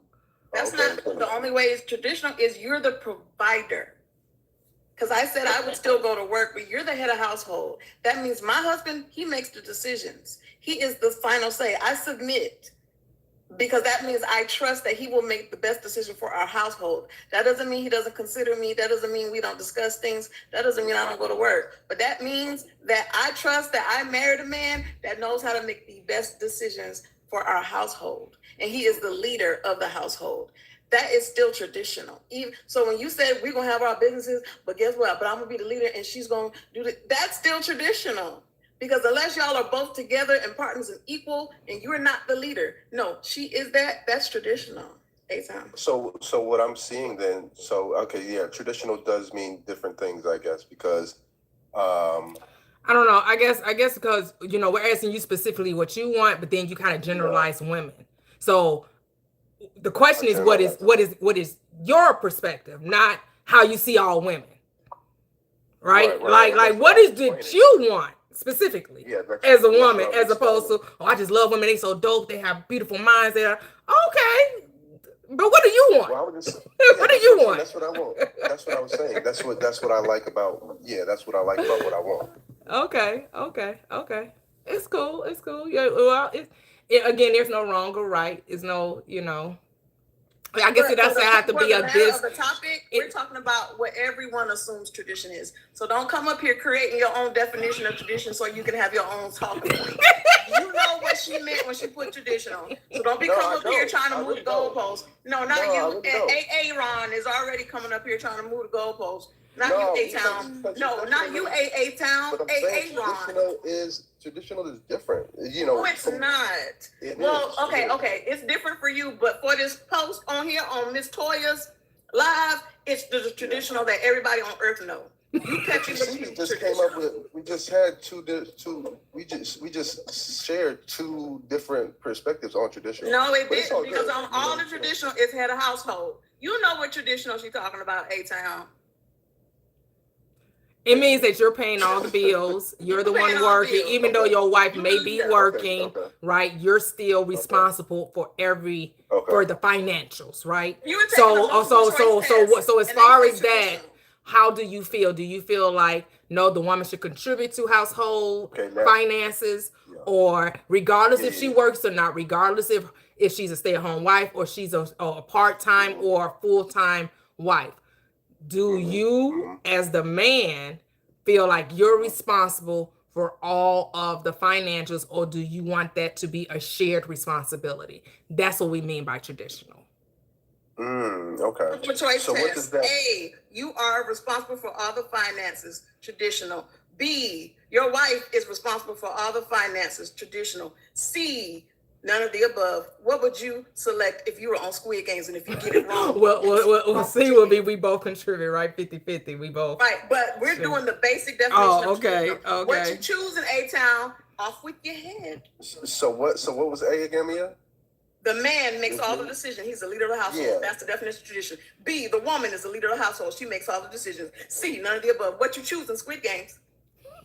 Okay, so you know the definition of tradition. Yeah, so it's not. Yeah, so I'm not traditional, but I do recognize the strengths that I do want in my woman. However, if that's traditional for me to have the last say so, then that's traditional in that way. You know what I'm saying? Like she's coming to the table with it, but it's like, okay, baby, what do you want to do? You know what I'm saying? That type of situation, or how does this fit into the grand scheme of things? So what is that, traditional or non?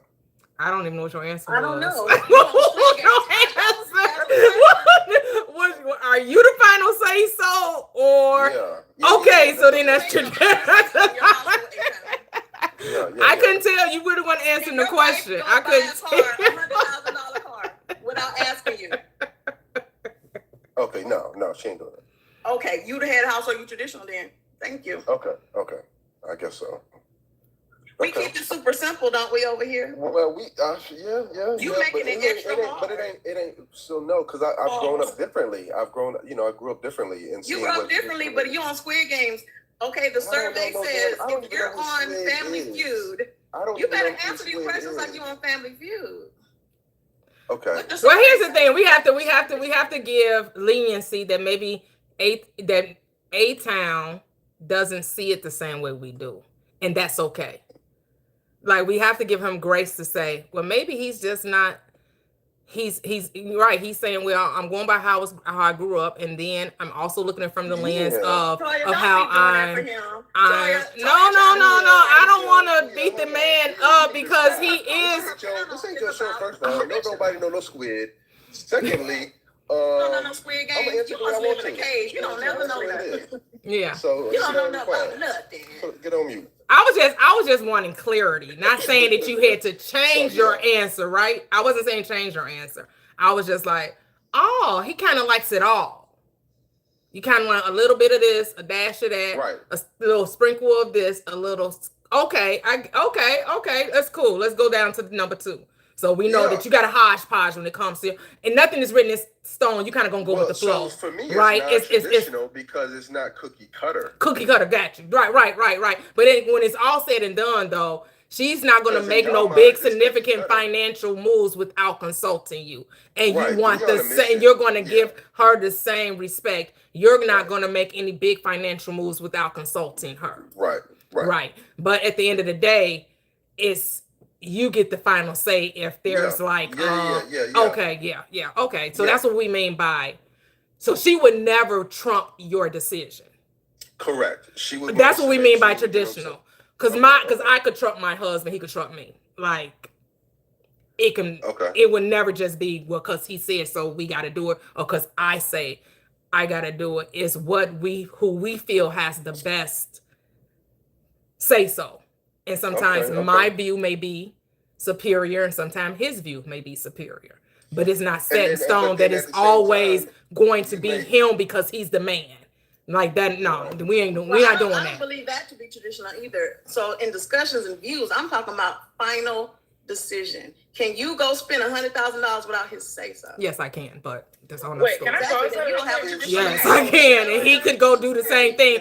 Would I do that? No, but could I do that? Yes, because he trusts me, and he's I'm not going to make any decision that's going to hurt us. So I could go do that.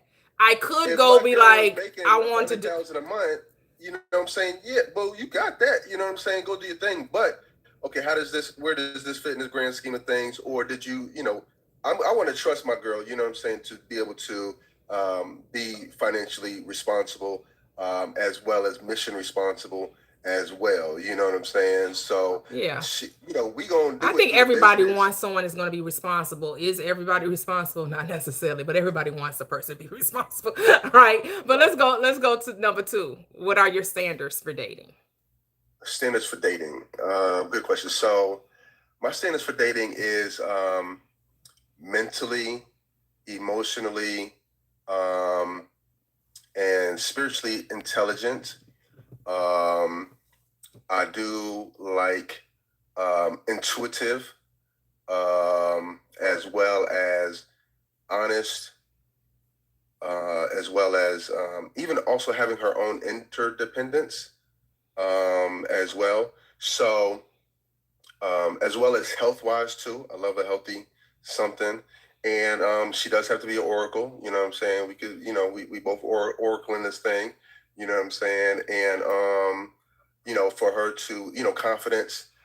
So my standards is for a person, for her to be able to exude those elements in her get down, in her day-to-day standards. So I guess so I heard everybody else. So that's why I wanted context, you know what I'm saying? Because my standards is what I guess character, I guess I point out the character. Would standards be the opposite of standards would be the non-negotiables? Would that be considered? Yeah, I mean, yeah, your standards are saying, yeah, you can put non-negotiables in there, like it's something that if they don't live up to, then you just not going to deal with them because you feel it's no match. That's why the third question is, if you knew that there was certainty you couldn't be rejected, would you break a standard? Which means, would you break a non-negotiable? Would you say, well, they meet everything except this, but this was a really hard no in most cases, except this person that you really like, you're really feeling, is you really vibing, you feel the energy, but they just don't meet the standard. Are you willing to lower the standard to be with the person? Okay. So no, I've gotten bit and I learned, You know what I'm saying? For the number 3, not to shortchange yourself on your standards. You know what I'm saying? For myself, because you know, a lot of time goes in these relationships. You know what I'm saying? A lot of time, energy. You know, just a lot of shit. You know what I'm saying? So when you look back, you don't want to think, if it's all said and done or whatever, or you just kind of, relationship goes whatever. You don't want to look back and be like, God damn, you know what I'm saying? Like I done fucked off that time or whatever. So I do. I don't want, I don't. I wouldn't. So and actually, I wouldn't even call it rejected, because if I set my standards, you know what I'm saying, like, if you ain't got the bread for a Louis Vuitton, you better take your ass to Belk. You know what I'm saying? So, is Louis Vuitton feeling rejected? No, you just ain't up on time. You know what I'm saying? Your pockets ain't where it is. So, those could be emotional pockets. Those could be looks pockets. Those could be, intuitive, mental pockets. I've ran across a lot of, good looking chicks, but they brain doesn't quite turn, all the way. You know what I'm saying? It doesn't go up to the top floor. So in that, I'm like, do I see this really going the way I really need it to go? I'm looking like, damn, okay, nah, and so, then it may be for a short time, not a long time. You know what I'm saying? So then we gotta, change the whole dynamic of whatever that is. Anyway, but yeah, so I don't lower the standards. Nice. You know what I'm saying? It's me, only me. And that I had to mature to that, because I fell short by, well, she looked good. Well, she talked to this dude. She talked to that dude. And I know I don't like that no more. Okay. I had to find out, 20s, when you coming out, little stripper chicks, and you thinking you the bomb because the stripper like you. But, anyway, but, so standards I do have a baseline of standards. And, very conscious. I do like the conscious look, where someone knows who they are. Like Taka said, digging somebody out their trenches emotionally, mentally, and all that. But definitely got time for it. Now, A-Town, a YouTuber said I should check you for saying that about women being dumb. Because she was like, oh, the elevator not going all the way to the top. What's she gonna check out? It was my experience. You know what I'm saying? She went on top of it. Everybody can't. Everybody ain't able. What is it? Look what you're saying. What? Everybody ain't able. Yeah. You gonna try to check me? Look, it's my experience. And if you met a dumb dude, you would know that he's a dummy. You know what I'm saying? Or just not as intelligent as you would want him to be, having an intellectual conversation, being able to carry a conversation. Look, I mean, it's your personal experience. In your mind, you felt that she wasn't. So, ain't no checking about that. You know what I'm saying? This was my experience. And, look, kick rocks. So, not kick rocks, but, just you understand what the situation is. And these are my questions. If you want to come on YouTube, come on TikTok, and you come up on these questions. Yeah. Hey, let me say one more thing. They were like, so that's literally the worst definition of traditional ever. Just ask him how much money he makes, because that's clearly what y'all are talking about anyway. But that's where traditional wife, a trad wife, comes from. It was based on the ability of the man financially to take care of the family without the wife's help. Like, what are we doing? No one's changing the definition. That's literally what the definition of a traditional household is. The man is the breadwinner. Right. Doesn't the person who make all the decision at your job make the most money? Okay. I mean, it was about a man being financially able, regardless of how much money he made. Regardless how much money, right? Regardless of what the yearly income was, he was the one bringing the money into because we know men, when we're going to speak generally, get paid the most. Like what? Regardless of where you are, huh? It's changing now. What'd you say? What were we trying to say? That we just need to ask people how much money they make. How much the money the man made, because they're saying that was the worst definition of traditional was. And I'm like, it's the very definition of what traditional marriages were, because patriarchy said, I'm man, you Jane. Right. Clock you over the head. You come do what I say. I run this household. I dictate this reality because I make the money. And so the man that makes the money rules the home.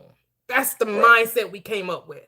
Is it changing? Yes. Now, like A-Town said, now that traditional standard is being muddied a little bit, and now we're all coming up with a little very different variations of the definition, right? Right. Because Right. now women are, even though they say statistically we still are miles behind the man, we closing the gap a little bit, but it's Yeah, because it's now a closing. lot Yeah. of women don't feel necessary to get married in order to be taken care of, right? Exactly. Because Yeah, women, nowadays a lot of women make more money than men. You can't be the leader if you ain't got no money. because now you have career-oriented women, right? And they are have more degrees.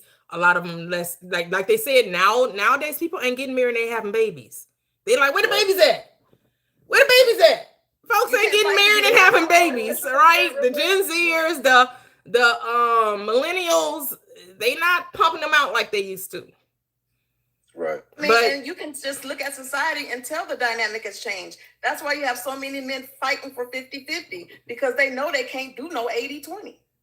They can't do 70. You fight. but that's what we're trying to say. In today's society, can you even Every time a woman bring up money, y'all getting all tight in your feelings because you know you ain't got it. right, can you reasonably say that tradition is even a thing now, right? Because I know when I was in church, and this was 20 years ago, it take two. Both man and woman they used to tell us it take two to run home now. A man can't do it all by himself. It take two incomes now. It take two salaries. They were saying that when I was in church 20 years ago. Mhm. So yes, it has the mindset of people, and the mindset of men has changed. That's why a lot of men get mad when women say they want the traditional thing, because wait a minute, what you mean you won't go 50-50? What you mean you want somebody? How you entitled to expect a man to take care of you? That's where a lot of these conversations and podcasts be leaning towards the manosphere, right? Because men are now pushing back on that mindset of thinking that they're responsible for the household now. That's when you get men versus women type conversations, because the younger generation of men are now deciding, no, I'm not about to just take care of you. We doing this together. I need your 50% in my pot. And Right. we gonna do this together. Right. Can I say something to that real quick? I just saw a TikTok where a guy was just like, going over to a woman's place make you feel like you need to get your shit together. This is a man talking about how, we got all the nice stuff and all this and that, and all the women in the comments were like, going over to a man's place is like camping indoors. And they kept saying in the comments, like, why this is why it's super for y'all to be asking us what we bring to the table, because y'all love to be over here. Y'all love to be over here living. Send me that. Do you still have access to that video? I will find the incident, Please. because I was just like, you know what? I think he shut that conversation down by accident by saying that. Obviously, that's not every man and every woman situation, but the whole concept of like the 50-50 thing, when many, not all, where many single people, men and women, live differently, different standards of living than each other. I just thought it was For sure. And y'all know, men, y'all know that's the reason. Because I've dated men, the camping stuff, the women need to step up their game. If you're going camping to your man, but that's the reality, though. And I can't really discount the women, so I'm a 50% take back that dig. I'm sorry, ladies. I'm sorry. I know the pickings is slim, so sometimes you got to go camping. But when I go to a man's place and he lives in a nice place and you feel comfortable there, you don't hear pew-pews everywhere, and you can be comfortable, and you can tell that he even has a spot decorated like a man should. Like, that is like, he can take care of himself plus some. That is comfortable. I don't need you to come shack up with me. Yeah. Can I come stay over there? No. Yeah. I think we generalize based on personal experience, because we think because we've experienced it, that must be the truth across the board. But it's just simply isn't true. There are unkept women's homes and there are well-kept men's homes.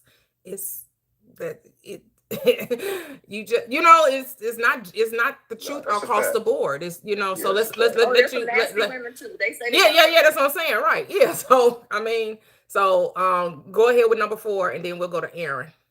All right, let's go. Are red flags manifesting? Focus on what you don't want Say that in another way. So when people say you got to look for red flags, we're basically saying you're just manifesting what you don't want. Okay. Do you see that? Do you see that when you talk about red flags, you're only focusing on the thing you don't want?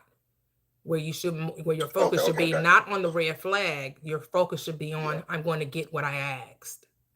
Yeah, for sure. So in maybe within the last maybe like 2 years, maybe a year and a half, it's on what I do want. However, I do got remnants on. I'm out, I'm looking for like a referee, you know what I'm saying? I'm out here seeing the red flags, just certain things that I see that are blaring,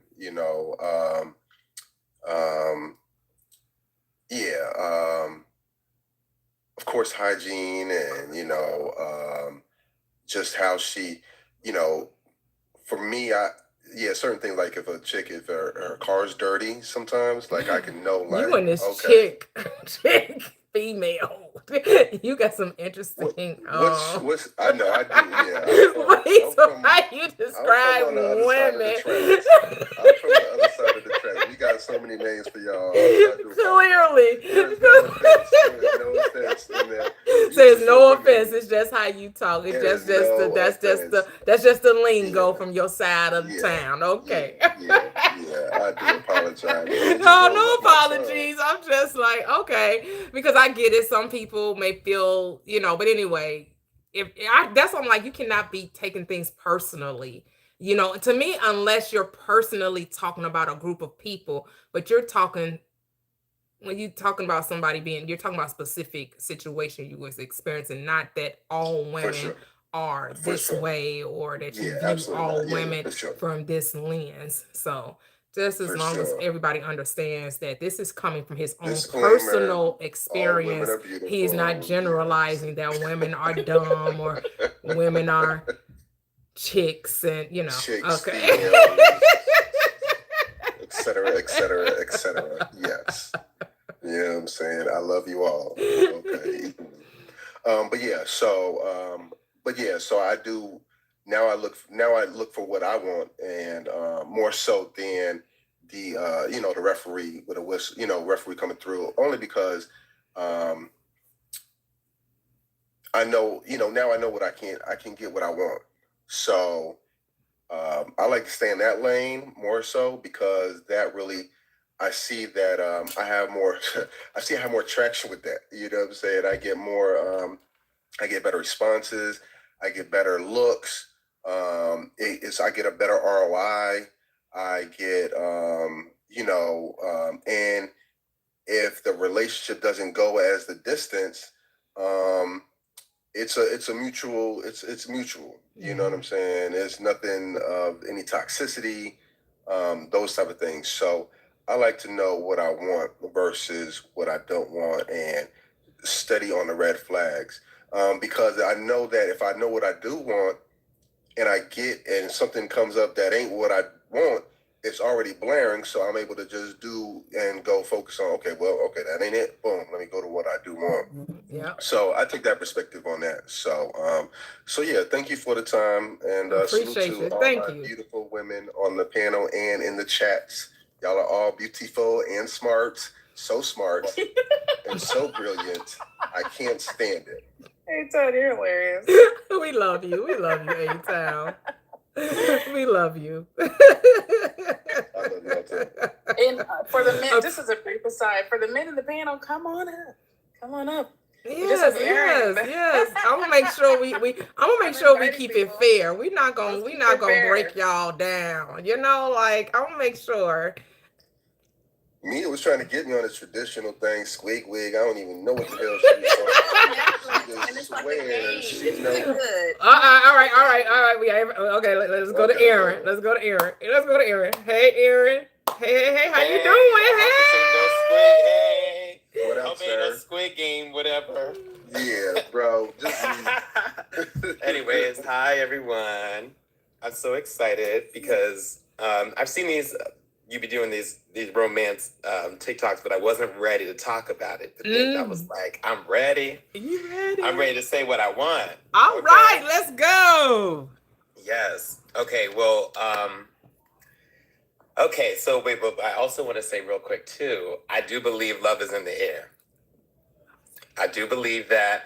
I do have a gym crush. All My right. ex called me today. Well, 13 years ago. I don't know what is happening. 13 years. All right. Look at 13. Yes. Look at 13. 13 years ago. So love is in the air. So I'm like, you know what? Let's say it out loud, write it down, and make it plain. Is that what they say? Woo. Okay. So anyways, here we go. So do you believe in traditional? So I'm a gay man, so I don't know much about this. I don't know. I think what you said, Toyia, resonated the most with me. We're in this together and we walk together. So no, I don't believe in traditional. Yeah, that's not for me. Okay. But I do have standards for what I want, and that might mean like some might look traditional or not.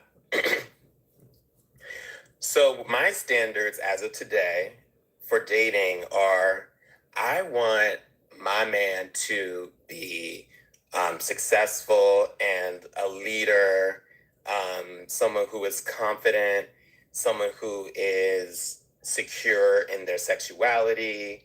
I'm not doing the I don't know and maybe and some people know, some people don't know, and all that stuff. Mhm. I want what I give, which is I'm secure. Woo, love it. Yes. And so, and then, so I said, financially well off. That is something that I do want as a standard. I want someone who is kind and loving, a family person. That's very important to me. Someone who is globally minded. As y'all know, I be traveling. Yes, so you be out there. Oh. Yes, that's very important. Someone who is also spiritually grounded, that we can talk about this type of stuff, aware, in their own way. It doesn't have to be exactly how I am, but like however they do it. And then I think that's it. I think for my standards, someone who's naturally confident and naturally likes to lead things. I find that very attractive because I'm a happy leader, and I don't mind leading, but I know for like my long term that I ain't gonna want to be leading. Okay, so okay. I'm gonna need them to be leading. Make the reservation. I'll make reservations or all those different things, but I love it when they just when they're planners go ahead and do too. Planners. just So both planners. Someone that I can rely on, that is like consistent. Consistency is huge. Someone who just really values being a really strong partner. I think that that's like important to me outside of just what I want, but someone who wants to be a strong partner in the relationship. So that's important to me. So I think that's it. And for number 2. Nice, beautiful. This is the one that one more. I do have this. I want to be pursued. Okay. Nice. I want to be pursued. And so my gym crush did come up to me and say hello. Okay. All right. Okay. Period. I was like, oh. So this is what it feels like. Oh, you would usually the one that would assert themselves. You would be the chaser. Well, here's the thing. I am someone who I'm like, if I want it, like I can just do it do it myself. You know what I'm saying? Okay. But what I've learned is that in my experience has turned into me having to hold the relationship, and then the guy doesn't prove who they are to me because I have kind of just laid the table out for the situation to happen. Gotcha. You know what I'm saying? So one of the things that I want to experience is being pursued and like and I've experienced it before, but with someone that I want to do it with. You know what I'm saying? So that's very important to me, and I'm excited. So, so number 3. If you knew with certainty that you could not be rejected, which standards would you keep?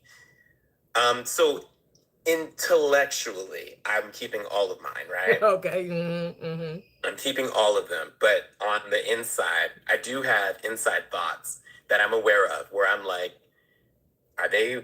can I really have it all? Right.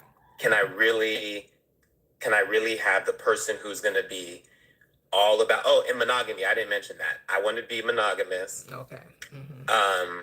And then I'm open to the conversation maybe years down, but I want the standard to be monogamous until we decide as a couple that we want to do something different. I do want the option.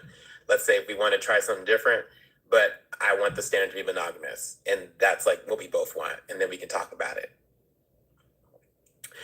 So number 3, if I knew, certain things that like I trip up about are like, okay, are they really gonna have the financial abundance that I am seeking, that I expect? Okay.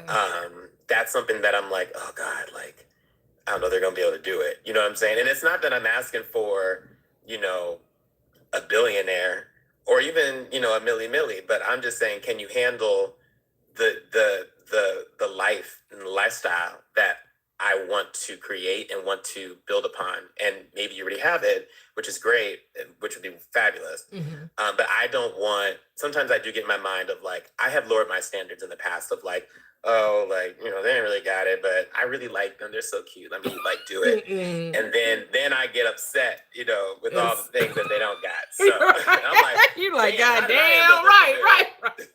how did I end up doing it? Why are you living here? You know what I'm saying? I'm tired of all of that. Yes. So that would lead you to step forward, number 4, not step forward, but number 4. Yeah. So that was yes, number 4. Well, before I get there, so I was going to say, like, in my mind, it's the money thing. It's the, can I really have the money thing? Can I really have are you going to be like secure about your sexuality thing?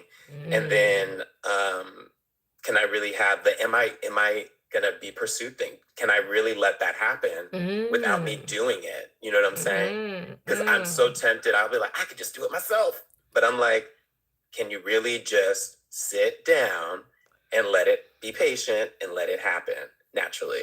Okay. So those are like my top 3 that I'd say where I'm like, I can waver a little bit, but I'm conscious of it, and so I don't let it drive. Right, because that's the first part of the question, right? If you knew with certainty that you could not be rejected or hurt, right, which means there is no possibility of you not getting what you want, which standards would you give up, or would you not hold on to? Well, if you absolutely exactly. So that's the mindset you have, and that's the mindset you got to lead with. Meaning I'm keeping them all. That you have absolute certainty that rejection is not an option. Yep. Period. I'm still getting there. I'm accepting it. I'm being honest. I am accepting it, and it's an acceptance. Yeah. I'm like, because even when I'm like, yes, I'm like, wait, really? Wait, for real? But I'm like, yes. And so that's what I'm integrating with my body right now, is like, this is what it is. And that's it, period. Yeah. Beautiful. Are red flags manifesting focus on what you don't want? I know how to not play into that. I don't, oh, they didn't text me back today, and so it's a red flag, or certain things. I might peep, but I might feel something, but I've learned to regulate and be able to not let that, steer me from, focusing on the red flag. Because I'm human. Sometimes I'll be like, wait, like a little trigger. But no, I don't really lead with that. I don't even have the red flag conversation. I'm more about the what do I want conversation. I think what A-Town was saying. So I don't focus on that. I'm like, this is just what I want. This is what I want. This is what I want. This is what I want. Love it. That's it. Love it. Yeah, I think when you focus on what you don't want, you create the red flag. But Right. I'm like, let me not. I don't even want to think about it. I'm so busy thinking about what I want that I ain't got time to think about what I don't want. I'm so in it. And I'm like, I'd rather feel excited and looking forward to it all versus looking for what could go wrong in the situation. So that's where I'm at. I'm Beautiful. officially open and ready for love. I'm so excited. Woo! Yes, I love it. I love it. I love it. Thank you so much for sharing. That's it. You just got to keep your mind on what you do want. You got to keep your mind on what you do want. See, I say when you've made a decision, this is how you know you made a decision. When there are no other options. There are no plan Bs. There's no possibility of you not getting it. That just does not enter into the chat. I know it. I want it. I get it. I have it. Hello, the artist. How are you? Welcome, welcome. Hey, what's going on, y'all? Everything is everything. Amen. All right. Yeah, I was just enjoying the conversation. I was enjoying the conversation about relationships. Y'all know I love talking about some relationships. I was gonna answer the prop, right? All right. Do you believe? Yeah. Do you believe in the traditional roles for men and women? If not, what changed? Of course, I'm with Aaron. I don't believe in traditional roles, but however, we did have a conversation on another panel just recently about the roles of masculine women in lesbian relationships that I thought was pretty interesting. And apparently, if you're a masculine presenting person, you're supposed to be doing like heteronormative stuff, like acting like a man or whatever. And I was like, oh, okay. I missed that. I don't do that. You're like, I'm just a girl. I'm just a girl. Okay. I'm just a girl. I may like women, but I'm just a girl. Like I'm just a girl. I like my flowers too. I like my back rubbed. I like all of that. You know what I'm saying? And that was one of the things that in my past connection, that was a conversation that we had because she wasn't a lesbian. She just happened to like women. And I was like, oh, so I need to be with an actual lesbian. I don't understand that. You'll never give me that. Like, what? I'm not a, it's just like, it's like a man saying, I'm not gay. I just like having sex with men. It's she's just like, she's lower on the spectrum. She doesn't actually that's not her primary preference. And I didn't think well, that was but we don't accept that when a man says it. I'm not gay, but I love having sex with men. If a man came and told you that, she's a trisexual. If a man came and told you that, what would you call him? You would still call him straight? Queer. I would call Would you still call him straight? He said, I'm not straight. I'm not gay. I'm straight. I just like having sex with men. There is a spectrum. Didn't we talk about that? So those are the women that just want to have relations with women, but they don't want to be in a relationship. They're sexually attractive, but they're not relationally attractive. There is a spectrum. Y'all just moving the goalposts because they winning. But okay, whatever. Y'all got double standards because if it's a woman that does it, she just trisexual. If it's a man, he do it. No, his ass gay. He just don't want to admit it. I don't call men like that gay. They're queer. They're on the spectrum. I take it back. I'm saying that because when I said gay, I wasn't saying that. That was sarcasm because that is exactly what people would assume. You know what I'm saying? That the men, but the levels to this thing in regards to the spectrum, it really is. It's a lot. We got a lot of letters. Okay, so we gotta be all inclusive. All right, you gotta be all inclusive when it comes to it. I'm learning too. I've been a lesbian all my life, but let someone else say it. I'm queer because I don't identify as a stud. You get what I'm saying? I'm not trying to be something that I'm not. And that's why I say traditionally no. Because when I was dating this other young lady just recently, she really thought that I was supposed to be her nigga. And I was like, no, I'm not going to be that. I'm sorry. If I'm pouring into you, I expect for you to at least care about my emotions. And apparently, just like what I've heard in some heterosexual situations where if a man starts talking about his emotions, it becomes a little odd. Or he gets in his feelings and he's sassy now. You know what I'm saying? So I don't believe in that. I believe that, if I'm coming with a certain thing, say, for instance, I say, okay, I'll take care of the bills, or I'll do all the heavy lifting or something like that. If I choose to do that, then let me do that. But if I choose to say I'll handle heavy lifting, but when it comes to my emotions, I want my emotions to be tended to, and I want emotional intimacy to be a part of our connection, and I want to be okay with that, then I do expect that as well. Those are my expectations for my relationship. It's gonna look different, but with all types of people. You get what I'm saying? But I don't want to live a heteronormative life, so I will not be playing into the tradition. That's just me. That's just me. You know. But everybody has their thing, and especially some of the older lesbians or old people who are a little bit, the older. We can call them that. Bulldaggers is what they like to call us, or call them. But some of the older lesbians, they're really heavy on that. Like, nah, I'm the provider. I take care of this. I'm gonna make sure that you eat. I'm gonna pull out your chair. You know what I'm saying? Like those type of things. But honey, I just can't do it. I'm sorry. I can't. But I do. If it's me and you, and my woman is more feminine, then I will just naturally want to take care of certain things. But I don't think it should be an expectation, because I had a woman that took care of me. She treated me like a queen. And she was way more feminine than me. You get what I'm saying? And that was just our dynamic. It worked, Right. So that's that on that. The tradition. Number 2. What are your standards for dating? My standards used to be very shallow at first. I'm gonna be honest with you. It was like, she gotta be beautiful. She gotta have a little money in her pocket, her own house, her own car, because these are the things that I bring to the table, right? Now, I had just got that. I literally just got that. And I was like, I need to be a little bit more specific with what it is that I desire. Okay. Because now it's like, I want to be well loved, not just loved. I want to be well respected, not just respect me because you feel obligated to. You know what I'm saying? You can have your own money, but money ain't everything for me, because I done been with some people who got it. I was just with a whole attorney, and I mean, she was making at least $100K. You get what I'm saying? $9,000 a month type of thing, starting off. And she was very unattractive to me because she was just mean and rude. You know what I'm saying?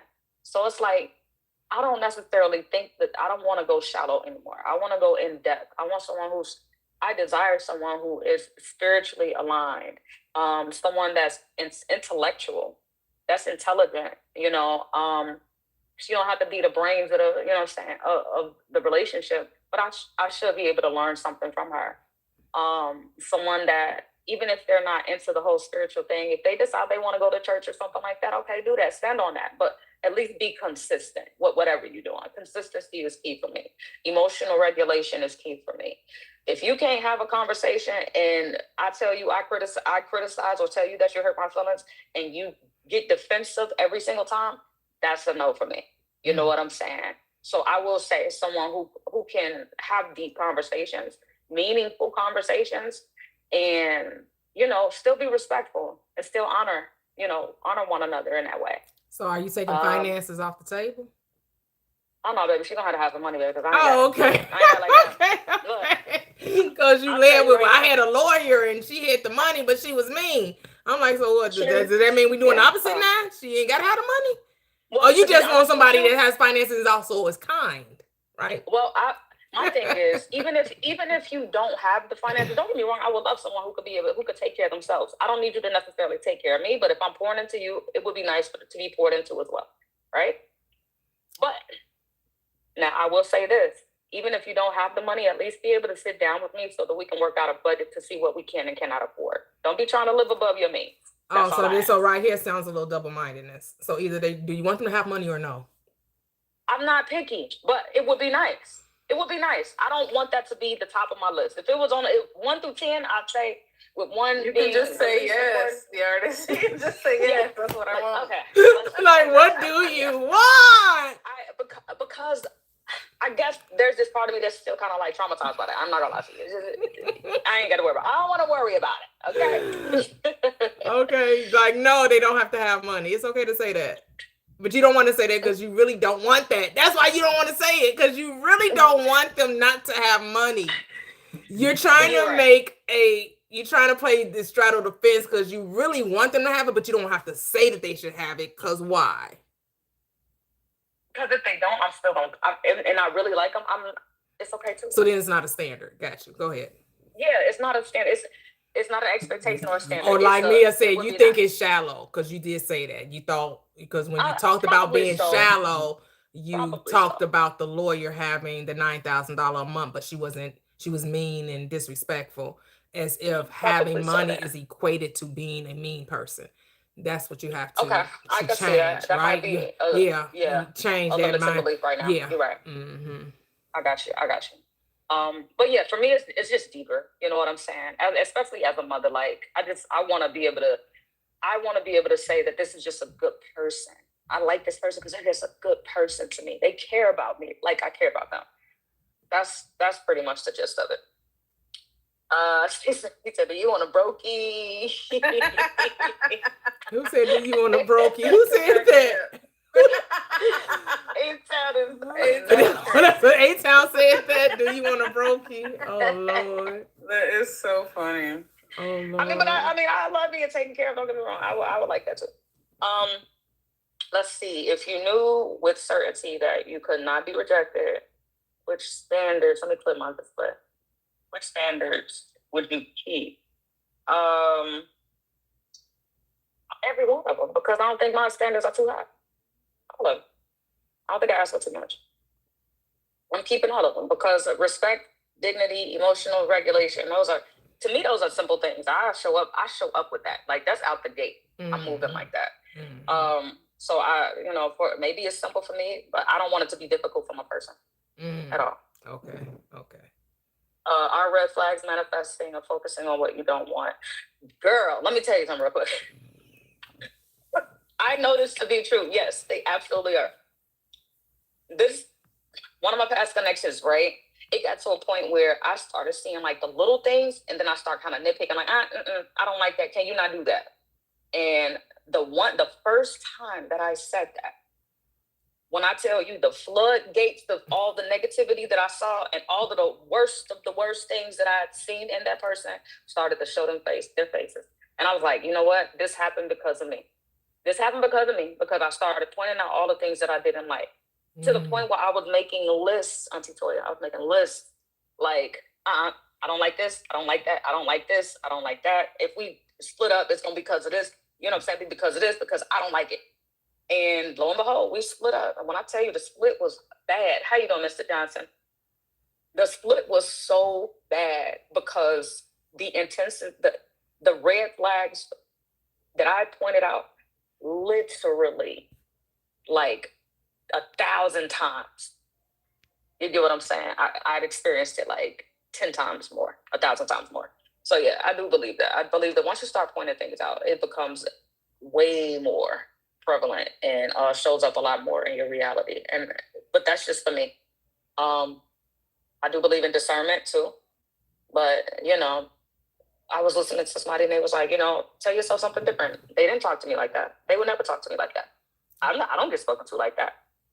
This is, I don't know what he must be talking to somebody else, or she must be talking to somebody else. Can't be talking to me. So now I'm working on kind of like just flipping the script a little bit, because I saw how that actually turned out. So yeah, that's that on that. Love it. Thanks for sharing. Now I will say, number one, from the outside looking in, you will say I have a traditional life. Because I'm gonna say at home wife. Because I'm gonna say at home wife, right? Mm-hmm. But and a lot of the roles that we do within the home will be traditional. Mm-hmm. To me, what's not traditional is I take care of the finances, even though I don't make the money. My husband makes the money. But I am the one responsible for paying all of the household bills, making sure everything's good, and I wash his clothes and I clean up our room and our bathroom and and he works 2 jobs. Like I told you, he has his full-time job and then he has the side job that he does, right? Before he had the side job, we shared a lot of the things as far as cooking, but he does all of the outside stuff. I have always done inside stuff. Like I said, he's never cleaned a bathroom since we've been together. And I don't really care because I'm never mowing the lawn. I'm not shoveling no snow, right? And then most people will say, well, that's a man's job anyway. He's supposed to mow the lawn. He's supposed to shovel the snow. Or, well, there are women out there that have to do the same thing. You know, there are women that had husbands and they were out there mowing the lawn too. I've seen it. I see it in my neighborhood. I see men that I see couples and I see the woman out there mowing the lawn and she got a whole husband. So that doesn't always mean that's because the man is in the house, that the man is doing manly jobs, as some people would try to say. But it's whatever works. Right. It's what works in your household. What works. But I just don't see it as traditional because it's more of a to me, I look at it as more of a we're doing our strengths. What he's good at, he does, and what I'm good at, I do, and then we come together. That's how I look at it. If I could touch on that just real quick, like that was me. Whereas like, okay, cool, yeah, I take out the trash, I'll do the, mow the lawn, but I'll cook for you if you're having a long day. Like if I know you studying or you got things going on, I'm gonna run that bath water for you. I'm gonna ask you, do you need a massage? I'm gonna rub your feet. You get what I'm saying? Like, I don't think that should be a you or I because of tradition or role type of thing. You know what I'm saying? Like, it was a time when my girl was making more than me. You get what I'm saying? And I was sitting at home taking care of the kids, trying to make sure that, you know what I'm saying, bathrooms was clean and she felt good when she got in and incense was burnt and all of that. You get what I'm saying? That doesn't what do they call it? Demasculate me. You know what I mean? It don't make me any less than I am masculine. It just means that I also know how to kick into my feminine as well. Right. Emasculate you. Yeah. Right. No. Right. Yep. Yeah. Yep. All right. Thank you for sharing the artist. Thank you. Next we have Key. Hello, Miss Key. How you doing, friend? Hey, friend, what's going on? This is where everybody is. I went outside to play, and I'm like, where are all my friends? And they're all in here. So, hey. You're so funny. But no, I love the questions, and I love the things I heard. I think I missed Mia's and talk, so I'm gonna have to come back and listen. But yeah, anyways, I can start with number one. Mm-hmm. I feel like you already know my answer. But do you believe in traditional roles for men and women? I would say for dating, yes, I definitely believe that the man should pay if he wants to enjoy my company, for sure. Just because I like that dynamic.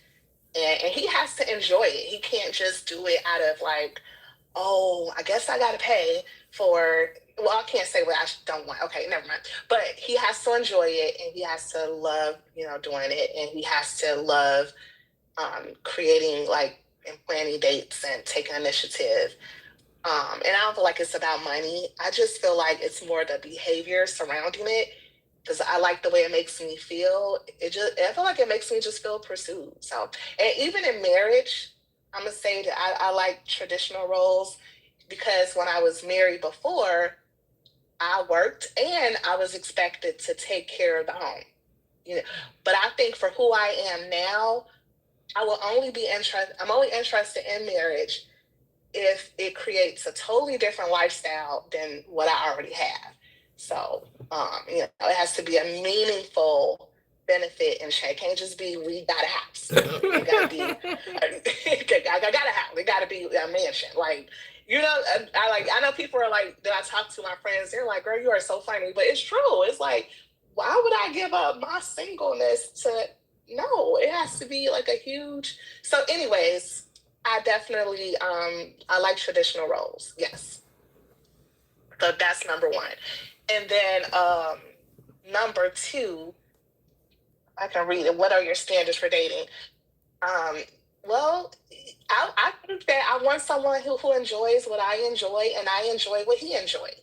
Like we enjoy our time together, Mm-hmm. So if I like, new experiences and traveling and adventures and stuff, festivals and new restaurants, we both like that. And we just have this wonderful, amazing time. And he's super sweet. He's funny. He's thoughtful, kind.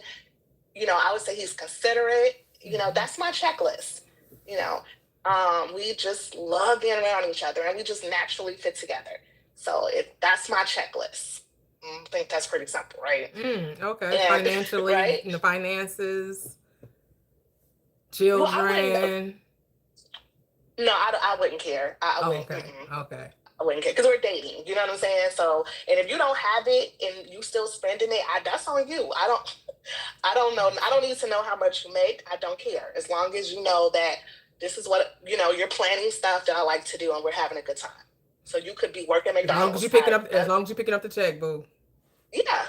Gotcha. So I Okay. never even asked what men do, to be honest with you. Nice. I You don't don't even care if they know. go broke. You don't care if they lose everything, as long as they take you.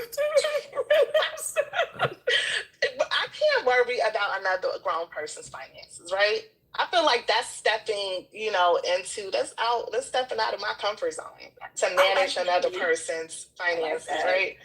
Like I don't even, it's funny because men, they'll be like, well, this is what and I don't even listen. I have no idea what they do for a living. I don't. I don't care. So like, why are you telling me? But anyway, so let's see. So number 3. So what was certainly could if you wouldn't be rejected, which standards would you keep? So I wanted to say no, I would keep all my standards, but I'm like, well, let me keep it real. So I think there's this one standard where, okay, I know T gonna get me, and I know she gonna blame me, but so I only spend like a max of about maybe 5 minutes per day thinking about a man. So it's not like I'm forcing myself to stop thinking about them, but around that 5-minute mark, I'm gonna take notice, and I'm gonna say, so I'm thinking about so and so. And then I'm just gonna refocus on me. And at first it took some getting used to. Now it's like just natural, And I want to say, because I know you're gonna be like, well, why do you do that? But I really think it's a way to protect myself from projecting, like I guess they call it future projecting. Okay. Or like projecting, like and what ifs, or maybe idolizing like what I want the person to be as opposed to who they are. I feel like if I'm just dating and I'm only dating like, maybe 2 dates per month, why am I sitting here thinking about you? I'm like, well, what am I thinking about you? And I'm like, if I keep thinking about you, then I feel like I'm gonna start building you up in my mind. So no, I enjoyed you while we were together on a date, and it's no need to think about you. But if I felt like I couldn't get hurt or rejected, then maybe I would kind of let that standard go, but for now I'm keeping it. So. Well, I guess your standard is based off not being in a committed relationship, right? Okay. So yeah. That's a little different. That's going to be a little different from when most people respond to, because theirs is coming from a different perspective. It's coming from being, it's like Ray said, y'all are like sisters. Y'all are in this place in your life where you're operating from a protected state because you almost have a limited perspective when it comes to relationships, because you don't see yourself really being with somebody that's not going to mishandle you. Like, I'm only going to do this. I'm going to go take this as far as it can go, because I truly don't believe that the right person is ever going to come and really will handle me with care for our longevity, for a sense of time. It's only for a fun time, not for a long time. So I'm not even going to allow myself to get emotional involved, because I really don't see that it will even really pan out. So why even set myself up for a disappointment like that? Wow. So you think it's from, like you said, self-protection, so you don't. Well, y'all both used that term. You both said protect yourself. I'm just giving it back to you as you. I may be saying it a little differently, just so you can see where you may be. Like, you're not fully secure within yourself about what you can have, because you're limiting your experiences with men based on the fact that you don't really think that they'll ever really care for you the way they should. And so I would just say too that the standard, if I'm just dating someone and I'm not in a relationship, right? If I'm in a relationship, if I decide to be in a relationship, then yeah, I'm gonna lapse that train of thought, right? It's only because I'm not gonna be just dating someone. I'm not committed to you. We haven't decided to be exclusive and start future projecting with someone that I'm not even with. So if I decide to say, I want a relationship, and I have said that before, even recently, I think I might have said it to you. I was like, it would be fun to double date if I decided, to have a serious relationship. And so I would say the one thing I would definitely agree with you on, because I feel like I'm dating men that I'm not sexually attracted to. So that's the part in which maybe I find some type of, what's the word, insecurity about, like that part. Like, yeah, because I don't think your standard is going to be different from just dating into being in a committed relationship. I don't see how you hold the same standards if you're courting versus I'm just letting men take me out and they're gonna enjoy being in my company and spending money on these dinners. Then I'm getting to know someone on a more deeper level because I see a long-term investment in the relationship. The mindset is going to be completely different. Yeah, that's true. Yeah. And you and Ray are coming from the place of no emotional attachment, no emotional investment. Yep. I'm just in this to enjoy the company, fine wine, fine dining. They not tripping on how much money they spending at the restaurant, and they're just here along for the ride because they enjoy being in my company. Yeah. Okay, I don't even know what kind of standards you need to have other than they need to be kind and have money. She left one standard off. She left a standard off. They can't want nothing. Well, that's their standard, not her standard. Well, right. That's their standard, right? I mean, you can want all you want. I don't care what you want. Right. They're playing in her sandbox.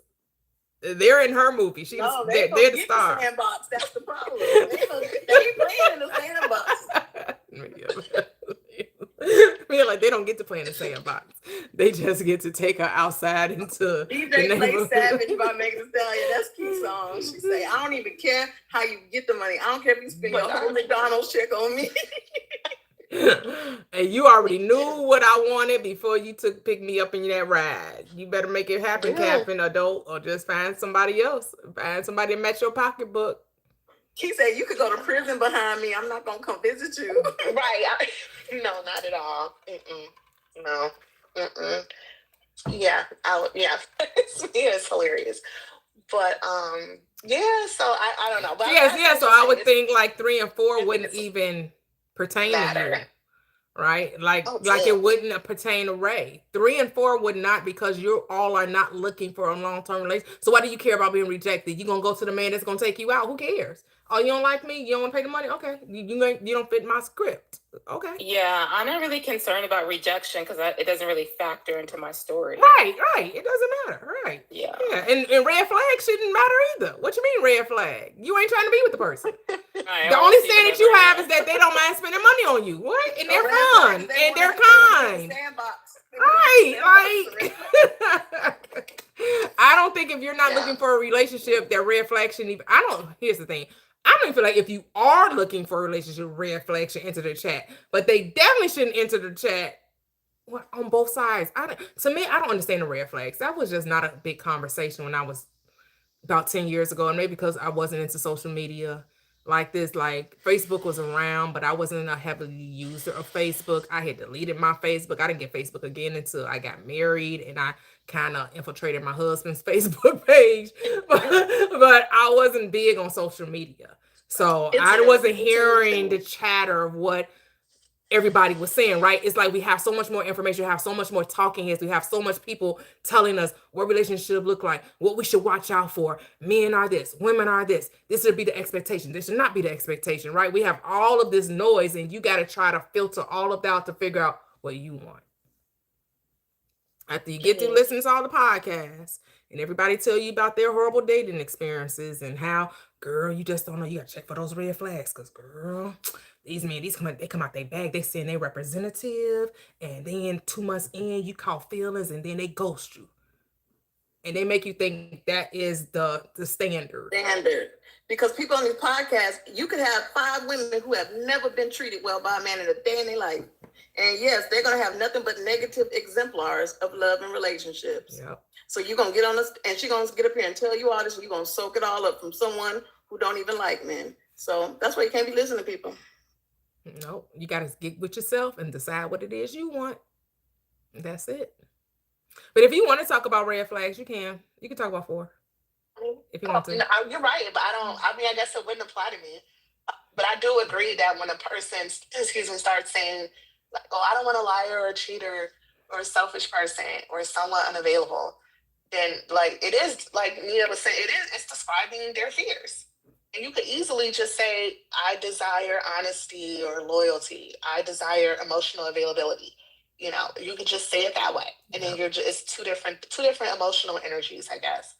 So, and so that's something I learned, recently, right? Because I used to talk about red flags all the time, and for years always tracked it. That's exactly what I did not want. So now I know not to even, use it as a compass and I've had friends who, one of my best friends said that she wasn't going to divorce her husband for any reason whatsoever unless he was unfaithful. Well, guess what happened? And she kept saying that. I mean, when I tell you, she manifested it, everything. Like, whenever he got into it with her, and he would be like, "Well, we're gonna leave. We're gonna get divorced, and we're gonna have to sell this house." And she would be like, "I'm not going nowhere. You can go, and I'm gonna have this house." And then that's exactly what happened. Like, he left, and she was left with the house, and he was cheating. And it was just like everything that she said, wow, that it happened. So that was one of those things that I saw in real time how it works out. So I think you made me think about when I was listening to Neville, and Toyia says it all the time about manifesting. It works the same way for negative things, because a big part of manifesting is what you believe you can have. You have to believe you can have it. But if deep seated in your subconscious, you believe that all men are bad, if you believe that someone's going to cheat on you, if you believe that women just want you for your money, that's what you're going to get. Because you only get what you believe you can have. Both ways. If you believe that you can have all the desires of your heart, you're going to get it. If you believe you can have every bad thing that's out there, you're going to get it. That's it.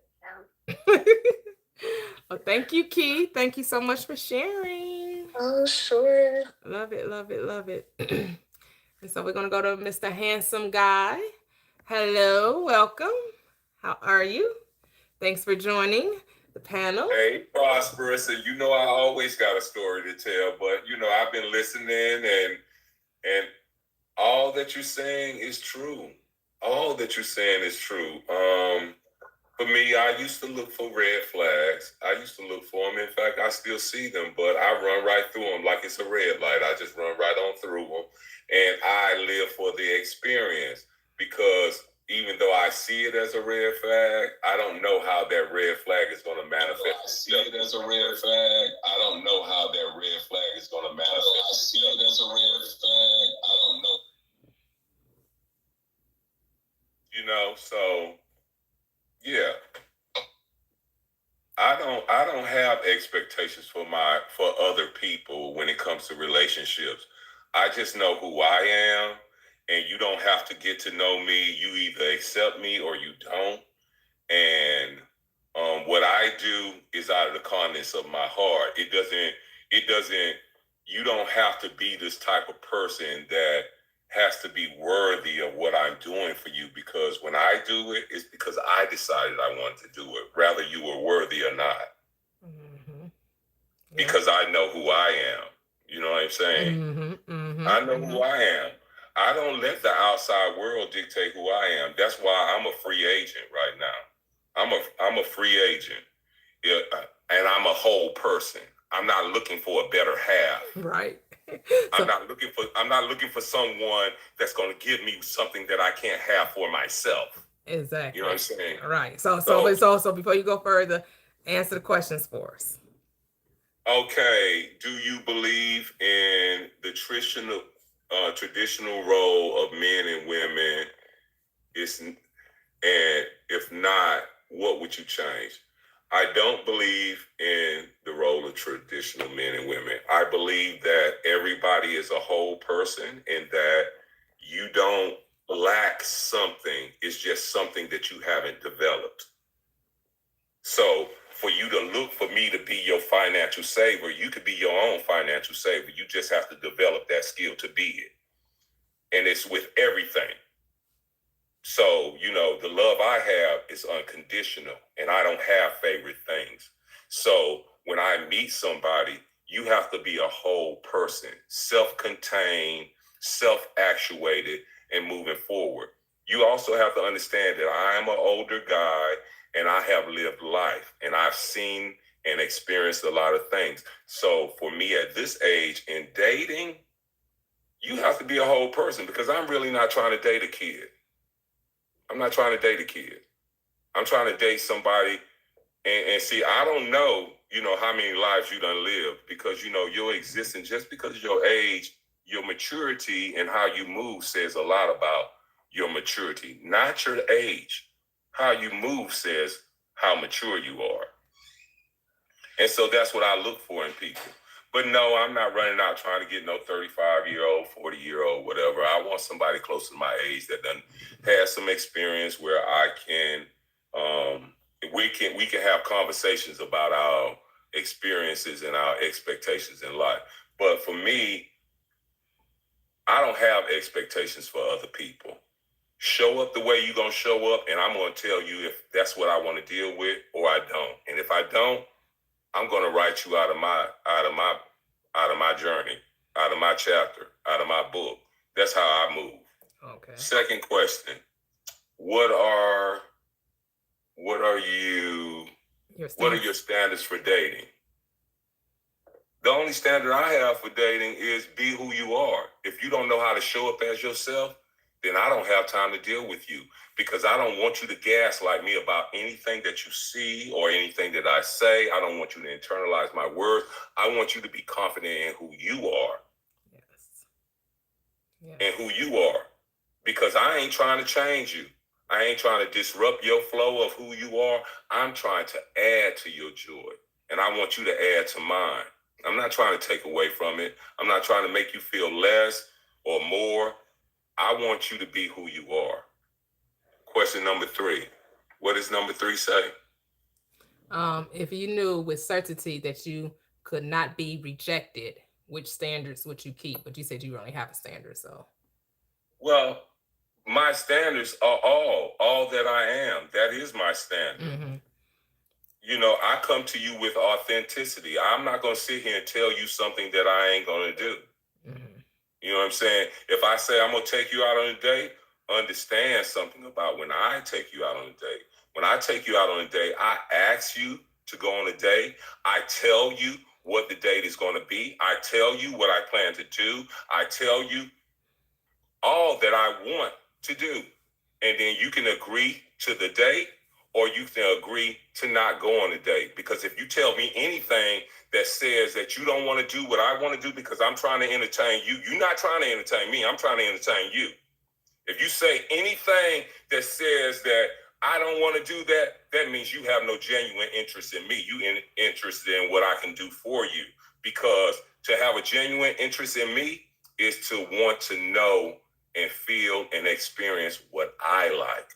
Because I like you and I want you to like me. And so you should try to like what I like.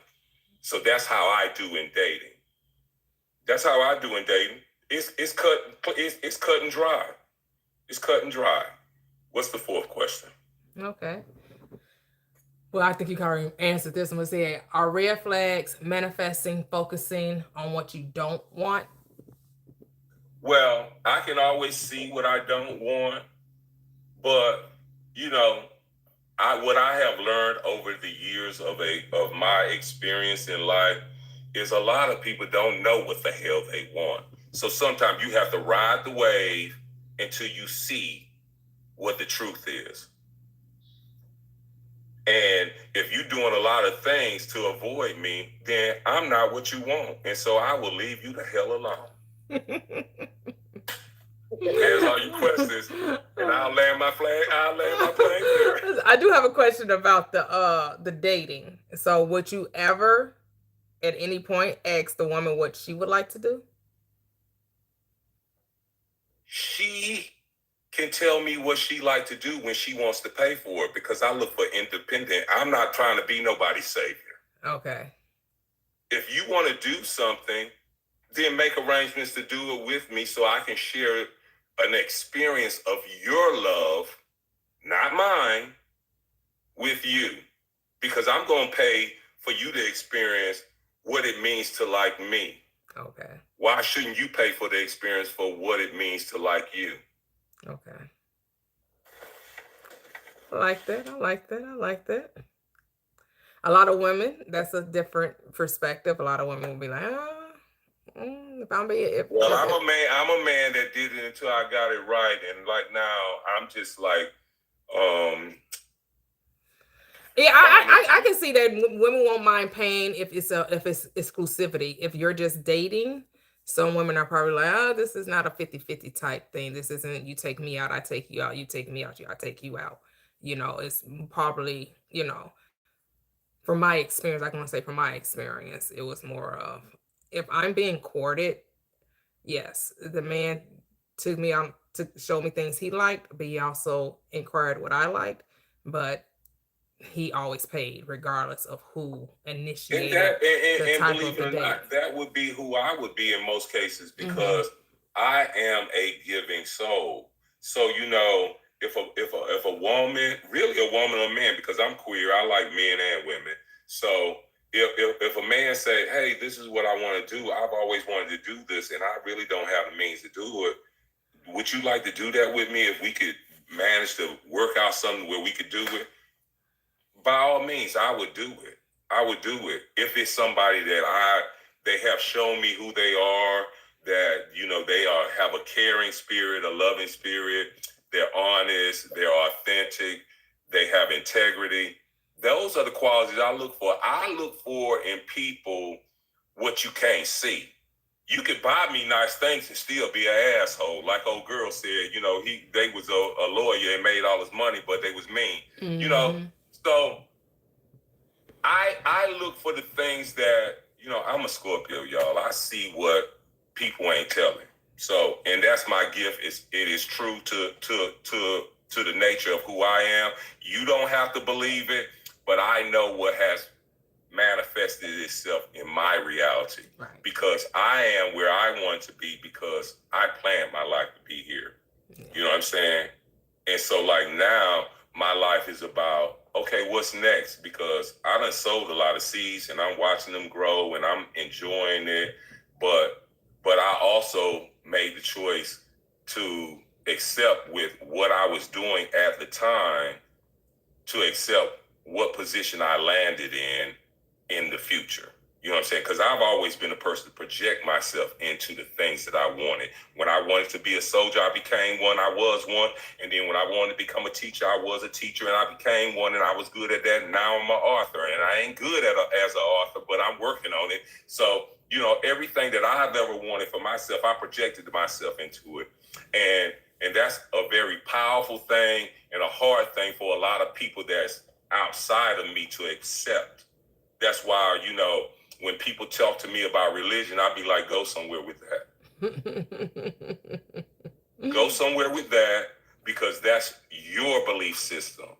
My belief system is grounded in what's true to my experience of life. Right. Right. But that's everybody. So that's how it is for everybody, right? It is everybody, but everybody don't want to own their experiences. They want to lie about it, be shameful about it, be fearful about it, be worried about how people are going to accept what the hell happened to them. I'm not that guy. The only secret I have is the question you didn't ask. And if you didn't ask it, it must mean you didn't need to know. That part. Okay. And I land my plane there. All right. Thank you so much. Appreciate you for sharing. And so next we have Keo Couture. Welcome, welcome, welcome. How are you? Hey, Miss Toyia, how are you? I'm great. How are you? Good. Good. So do you want me to answer the questions first? Or Yes. Okay. Do you believe in the traditional roles for men and women? If not, what change? Okay. So traditional roles as in what? Like he's the provider, feminine, masculine, etc., etc. Like, is that what you mean, or do you mean like because like it's like Well, I do feel you like- expect, like, if you're in a committed relationship or if you're dating, do you expect the man to like pay for the dates? And if you're married, do you expect him to be responsible for the finances in the home, or do you expect for it to be 50-50, or for you it doesn't matter? Okay. So, okay, let's say that let's say that I'm at a place where the bills aren't a problem, right? And I understand. Okay, all the bills are paid. So, from that standpoint, I feel like what I would be looking for is a guy that like takes initiative, that is attentive and caring. Like, I feel like that's it doesn't pursue me for their own motives as well, like for their own selfish motives as well as me. Like we just come together and we just like, I love each other. Like, and it's like that's how I feel about that. So I guess I would say I don't believe in the traditional roles. But when it comes to like cooking and cleaning and all that, like I guess, I mean, if he knows how to cook and clean, like that's a plus. But I mean, in that aspect, I would say I'm like more 50-50 on that. I don't know. Okay. And the standards for dating, basically like care, concern, attentiveness, availability, emotional availability, of course, and emotional intelligence, all the things that I have within myself. I would say I would look for in someone else because. Yeah. If you knew with certainty that you could not be rejected, what standards will you keep? Definitely those, because I feel like that's like a basic requirement. Not even a requirement, it's just bare minimum in a way. But I understand that everyone comes from different backgrounds and like experiences, so people might not be at that level yet as well. And that's the thing that I wanted to ask at the end of these questions. Are red flags manifesting and focusing on what you don't want? That is a very good question. Because, exactly. Let's say that if you came from a background where, and I'm going to be vulnerable here, but let's say you came from a background where you had parents, and to not blame them, but they grew up and they weren't very emotionally available, mature in certain ways, emotionally mature, or just had intelligence, so you felt kind of neglected in that area. So let's say that they didn't make you a priority in certain ways, so you keep manifesting people, even though you've been working on that self-concept where it's like, okay, I'm a priority, I attract these type of people or men, right? And it's like you meet someone, but it's like you notice the in certain ways they're not showing up in that way. So I wanted to say that, like, let's say if you have a neutral story about them, like it showed up in certain ways, you're like, okay, I'm still gonna keep a neutral story about them, because if I keep focusing on the negative, I will keep manifesting that. But you reinforcing your self-concept that you are this, you get this. But that person you just like, no, I don't want them no more. Like, does that actually, have you ever dealt with that? Like where you thought you wanted that person, but they showed you certain signs, and even though if you know it came from you, you're just like, nah, I'm good, because you reached a certain level in your awareness or self-concept. So, well, I guess I can't really see it apply to me in where I am in life now, because I'm married now. And when I came into this awareness, I was already married. And we're on this journey together. So it's like the day I discovered law of attraction, he did too. Because I saw the video, he came home, hey, watch this video. We both agreed that this was it. This was the answer. And we've been on a journey together. That's beautiful. So yeah, I really don't have a life experience. Knowing the law, right? Of course, prior to the law, yeah, I have all kinds of, but then that's when I didn't know how the law worked, though. So to me, that wouldn't fit into this discussion because that's pre-awakening state, you know. And I'm not saying that I didn't notice that. Yes, that how I manifested my husband, of course, I didn't call it that then, was because I recognized I thought of men a certain way. And in order, if I wanted the type of man I wanted, I had to change the way I thought about men. And so the moment I changed the way I thought about men, I manifested my husband. Okay. So are you saying like, because you're, like I say, your experience is different, so you can't really, like, is there anyone that can relate to where you wanted a certain person, you thought you wanted that person, but then when you reinforcing yourself a certain thing, you start to look at, even though if it's a story that you know that you might have carried and you weren't aware of, and you just be like, I still don't want that person. Like, and it's not even like, because maybe that's like, I don't know, it's like, I understand people can change when your awareness does, but it's like, I don't know, it's like, I'm just tired of having that experience where it's like, okay, why can't I just think experience it that's upfront? the You know I what think mean? that's the issue. People think no one's changing but you.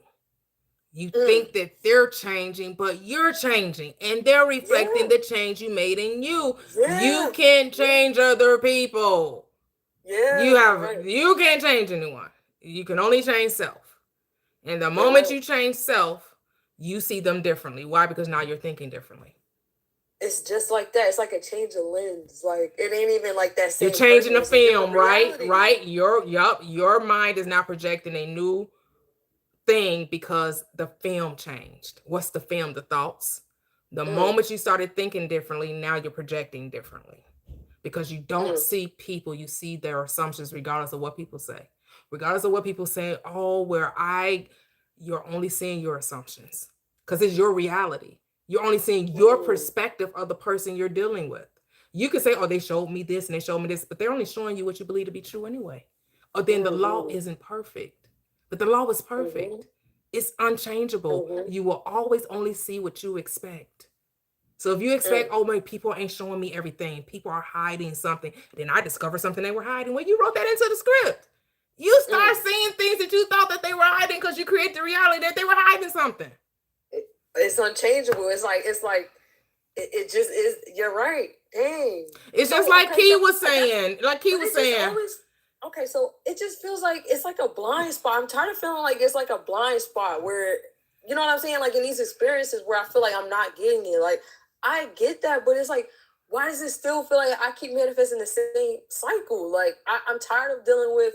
Because you still think that you can change people.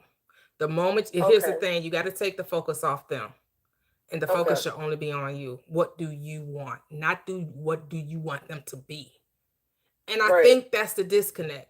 People are so concerned of who this person should show up when they present themselves to me. Well, they're only going to show up as they present themselves to you as you believe them to be. And I'm not saying them specifically. I'm saying generally, right? So when I say generally, because here's the thing, we don't get to say how a thing manifests, right? You don't get to say how something shows up, but you gave instructions on how it should show up. Or I think relationships should be difficult. I think people they give us representations and they don't really give us the true self. Oh, I think that people are dishonest and disloyal and they're unfaithful. And so then anything else. That's what you believe. They were never going to show up anything other than being unfaithful, being dishonest. I get it. Okay. Right? Because you wrote that in your script. Yes. The general rules and stories that you have with people is how everything it will. Okay. That's a role that you wrote in the script. And I don't know who come to play the character. I just know I wrote the script for the character. Okay. I said relationship. Oh, they're difficult, they're hard, and the person's going to be and it's going to be somebody you truly want to be with. But because you on a subconscious level, don't really believe relationships can be easy. You don't really believe that someone's going to come and be honest and faithful and loyal to you. And just when you were ready to give your heart to somebody, here comes the person playing the script, playing the role of the script you wrote 2 months ago. So here's my question to you. Say if, because I know all of us have different backgrounds, and I know sometimes it could be the same state that we're embodying that, you know, we want to get out of, but it's like, that's what I feel like. It's like I'm carrying on a state of being where, okay, my childhood happened. Maybe I was modeled certain relationships in different ways, or how I thought relationships would be. So that's where I wanted to make the standpoint on, because I know I'm responsible for the stories I carry now, but it's like, how do you stay persistent in that, like, and not like, because sometimes I feel like it's unconscious. You know what I mean? Yeah. I mean, so that's what I was saying. I had a certain belief about relationships and men, and I had to own that. I saw men as being unemotionally available. I saw them as using relationships or for sport, that they were detached emotionally, so they didn't really care who they slept with, who they got with. You know, it was all the sport. That's how I viewed men. Like, I'm the only one that have emotions. I'm the only one who really cares about the relationship. I'm the only one that can be faithful. I'm the only one that could be. Nope. When they come, they're just trying to be, you know, have women in the Rolodex, and they got the freak of the week. And even though I wanted a committed relationship, I didn't believe I could have it, because how I perceived relationships, I didn't have great examples, right? So I can go into childhood and what I saw my parents and my grandparents and aunts and uncles, and so I never saw a really good example of a relationship. I can go into all that. And then I can sit down with myself and say, well, I'm the one thinking, I just had a revelation. I'm the one choosing these men. I got to be the one to create what it is that I want, though. Like, everybody live their own life. You're the first person character in this game, in this simulation. You have to decide what it is, the experience that you want to have. Yep. At the end of the day. And that's what it comes down to. You got to cut out the noise of when my grandma and grandfather marriage wasn't, and then my mama and my daddy wasn't, and then my aunt and uncle, and then my friends. I'm hearing all of their struggles with relationships. I had to let go of all of that and decide what I wanted. And when I decided that, I cannot look at men in the way I was looking at them if I want a good one. And that person and I have to realize that also my caregiver, my parents aren't the only example of what it is that I will experience. I have to keep reinforcing that in myself. And a lot of it is you take it off other people. See, you're still they don't factor in anymore. Other people's experiences is none of your business. It's what do you want to experience? Yeah. That's what holds your focus. Well, I want a loving, nurturing, I want who I am. That's what I had decided. Well, I'm a good woman. I don't cheat. I don't lie. I would never, I'm not lazy. You know, I always had jobs. I take care of my kids. Like, I'm a good person. I deserve a good man. That switch flipped. The moment I decided, oh, damn, I'm going to accept that I could really have a good man.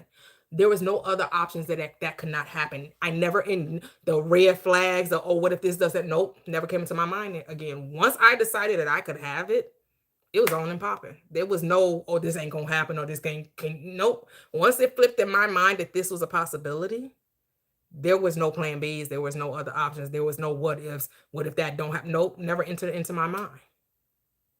That was never a possibility ever again. And that's the thing that I need to, how do you get rid of double-mindedness? Like, I'm tired of that, I feel like the only reason why I feel like I'm fighting with myself is because I'm listening to my thoughts. I don't have to listen to my thoughts. Or they talk about like nervous system regulation and stuff. I tried that too. Yeah. I didn't know anything about that when I was changing the way I thought about relationships. I will say hindsight is 2020. So I will say that I did do things, but I didn't know how much it was playing a part in me changing my mindset. But when I look back, I'm like, well, yeah, I did read Steve Harvey's book. I did used to watch a lot of shows about finding love. Like I used to watch The Bachelor, and I used to watch $1 Million Matchmaker, right? And then they're talking about, you mentioned $1 Million Matchmaker. She was all about bringing people like millionaires and finding them significant others, and some of them led to marriages or whatever. And in the things that she was saying, and then I read her book, and then I read Steve Harvey's book, and it helped me understand what I truly wanted. Not necessarily they were great advice. It just helped me get real focused on what I wanted. Because at the end of the day, that's what it's about. It's what did I want. And once I decided what I wanted, it didn't matter what anybody else was saying. It didn't matter what anybody else was thinking. I didn't go consult anyone. I just made this decision in my mind. Like a lot of people, I was dating online. A lot of people wasn't doing that. A lot of people had a lot of negative things to say. Well, I said, I trust myself. I'm not scared. I already have in my mind how I'm going to meet these men that I find online. I'm not a scary cat. I trust my intuition. I trust that I'm not going to get some lunatic or some, That's the thing, though. It's like, I'm not worried. I was not worried about that. I was like, yep, when I meet him, I'm going to go to a well-lit place. We're going to go to, it's always going to be a morning date. I'm going to feel the vibes. I'm going to see. We're going to talk on the phone for a very long time. I had a way that I wanted to feel comfortable. Right. But that was the thing, though. It's like, we all have different experiences. It's like, what if you dealt with someone that was batshit crazy? And it's like I don't want to, like, I feel like that's something that's something I revise. So, but let's say from a general perspective. Exactly. And the trust in yourself. Like, I feel like that's the thing is like, I'm learning to trust myself that I will get what I said and decided I wanted. And it won't be some batshit crazy person. Like, But that's the thing that never entered my mind once I decided. Like the what ifs that wasn't a possibility because I had made the identity shift. I had shifted into a new identity that I was going to find my person, and I wasn't even looking to be married. I just wanted to experience a really good relationship. That was my focus. I just wanted a really good man, and I had no list of what that looked like, other than I did have maybe 3 non-negotiables, but I can't even remember them all. The only one I can remember is about the non-smoking thing. That's the only thing I can remember. Other stuff I really I can't even remember what was non-negotiable other than that one thing. But, my husband is chivalrous. I don't drive when we're together. I don't open doors. He pulls out my chair before we about to order our food, because yes, we discuss what I want, but then he places there. Like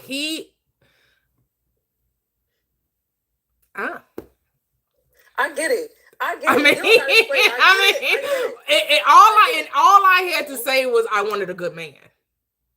That's it. And it's that's all I had to say. And I just knew deep down in my heart what that meant. Yes. That I was nurturing and kind and considerate. He makes me laugh. We travel together, travel well together. We have never really, I think only one time it was local, but 99.9% of the places we've been, it's just been us or our family, right? Our children, but when we do adult vacation, it's just me and him. So you're basically saying, how I stated what I wanted earlier. Since I stated that, I just let the rest figure itself out. Like, my infinite mind knows what it is that I'm looking for. So the person that, like, let's say that I'm attracted to whatever. You were attracted to your husband, you know what you wanted, like, it just will come. And just trust that that's what it is. Yep. And to not, like, because that's the thing, is like, I keep listening. And here's the thing. It was 50-50 in the beginning. Mm-hmm. We had a financial blessing. Then it became he was financially responsible for everything. Because that's what fit our home for me not to work. Because we're a blended family. He's a co-parent. For him to have that real good time with his daughter, I needed to be at home. So we can make that relationship be good. Where he wasn't going to be a weekend father. See, the circumstances it's all different circumstances, but it's like you have to. But that's why it's not cookie cutter. That's why you have to discover what a relationship looks like for you, and then know that you can have exactly what you want. And it doesn't matter what other people think, because this is your script, this is your reality, and you dictate the terms and conditions. No 2 people are experiencing marriage the same. No two people, because Yes. everybody has different wants, desires, needs. Yeah. And you just have to, that's why it takes sitting with yourself and deciding what can I have?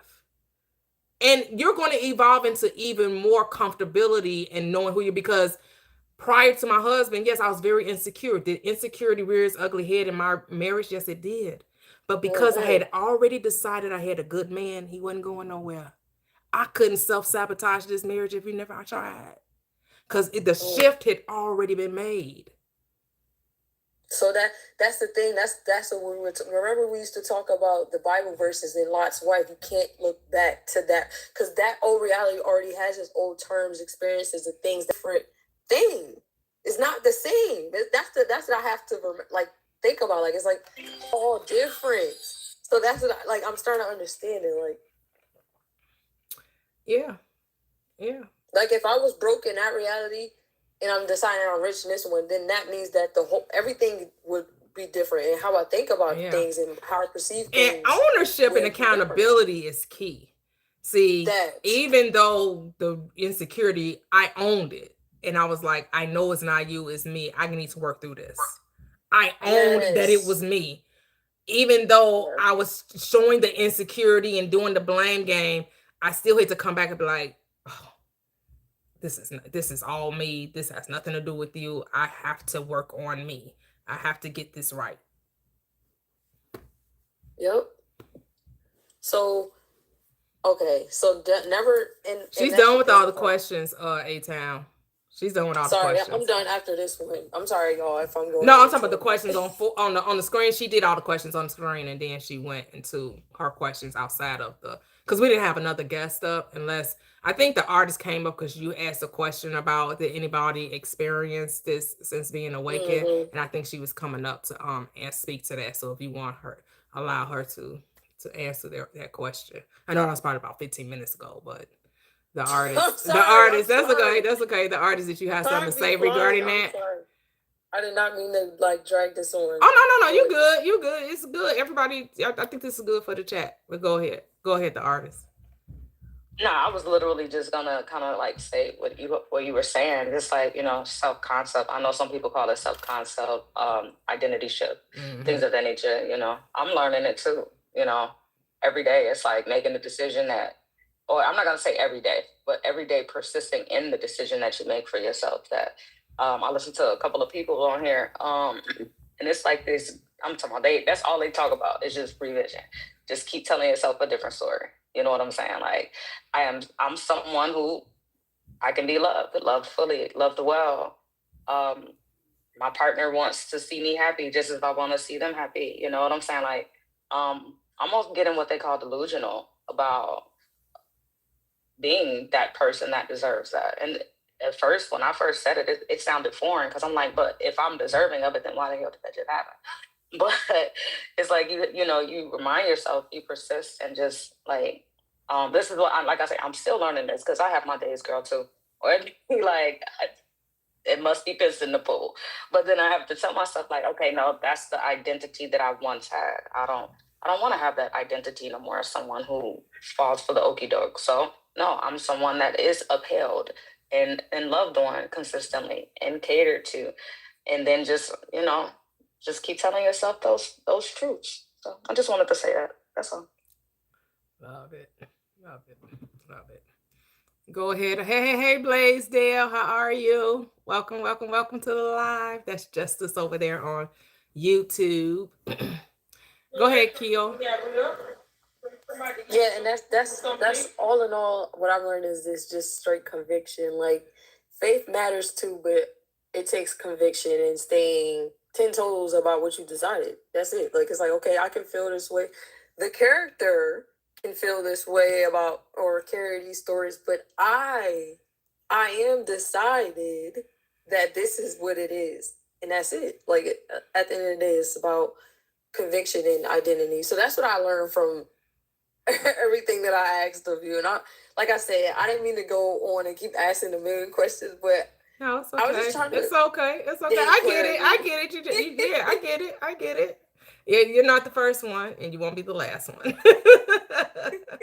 I get it, because For some people, it's the relationship aspect. For some people, it's the financial aspect, right? For some people, it's the health aspect. And for some people, it's a combination or it's all three. Exactly. And it's like with money, oh yeah, that's out the question. It's like that it's like as soon as I decide it's okay with that, but with it, I feel like relationships is where I did have a bit of it. Like I was avoiding because it's like I it's like a little obstacle that I wanted to get through, but it just felt like I couldn't like trespass it. So it's like that's why when I see you go live, and I always love your lives, even when you have like the talks about where people come up and try to debate you about the Bible and all that, I'll be there for that. But I always wanted to get into like the relationship aspect, like I said, because I wanted to see from your like different perspectives again, because I like connecting with community and to get different perspectives and different ways of seeing things. So I can like decide, okay, now I have more trust, even though it's about self-trust, but you know, it's good to see that. Yeah, that's what A-Town was saying. Like he was like, I want context before. Let me hear the ladies give their answers to the questions so I get more context of, what I want, right? Because sometimes, some people just give you clarity once, you've heard different perspectives and you can get more clarity about your own personal desires or direction in life, Right, exactly. And especially with people that have success like you and whoever else, and like the girl just said about self-concept and keep standing 10 toes about your self-concept. That is so true, because at the end of the day, that's where everyone is reflecting and the stories that you place on them. So that's why I said in the beginning where I wanted to, even if I felt like that's where I observed in a situation, I want to keep a neutral story about the person. That way it doesn't keep carrying on. And then the more I focus on my self-concept, that's what will be shown in a way and decide, Absolutely. Yeah, I know we have another someone else on the panel, but I don't think they meant to come up. Aya, aka Laddie Positive, did you mean to come up? Because they were kind of talking when they came up. Aya, did you mean to come up?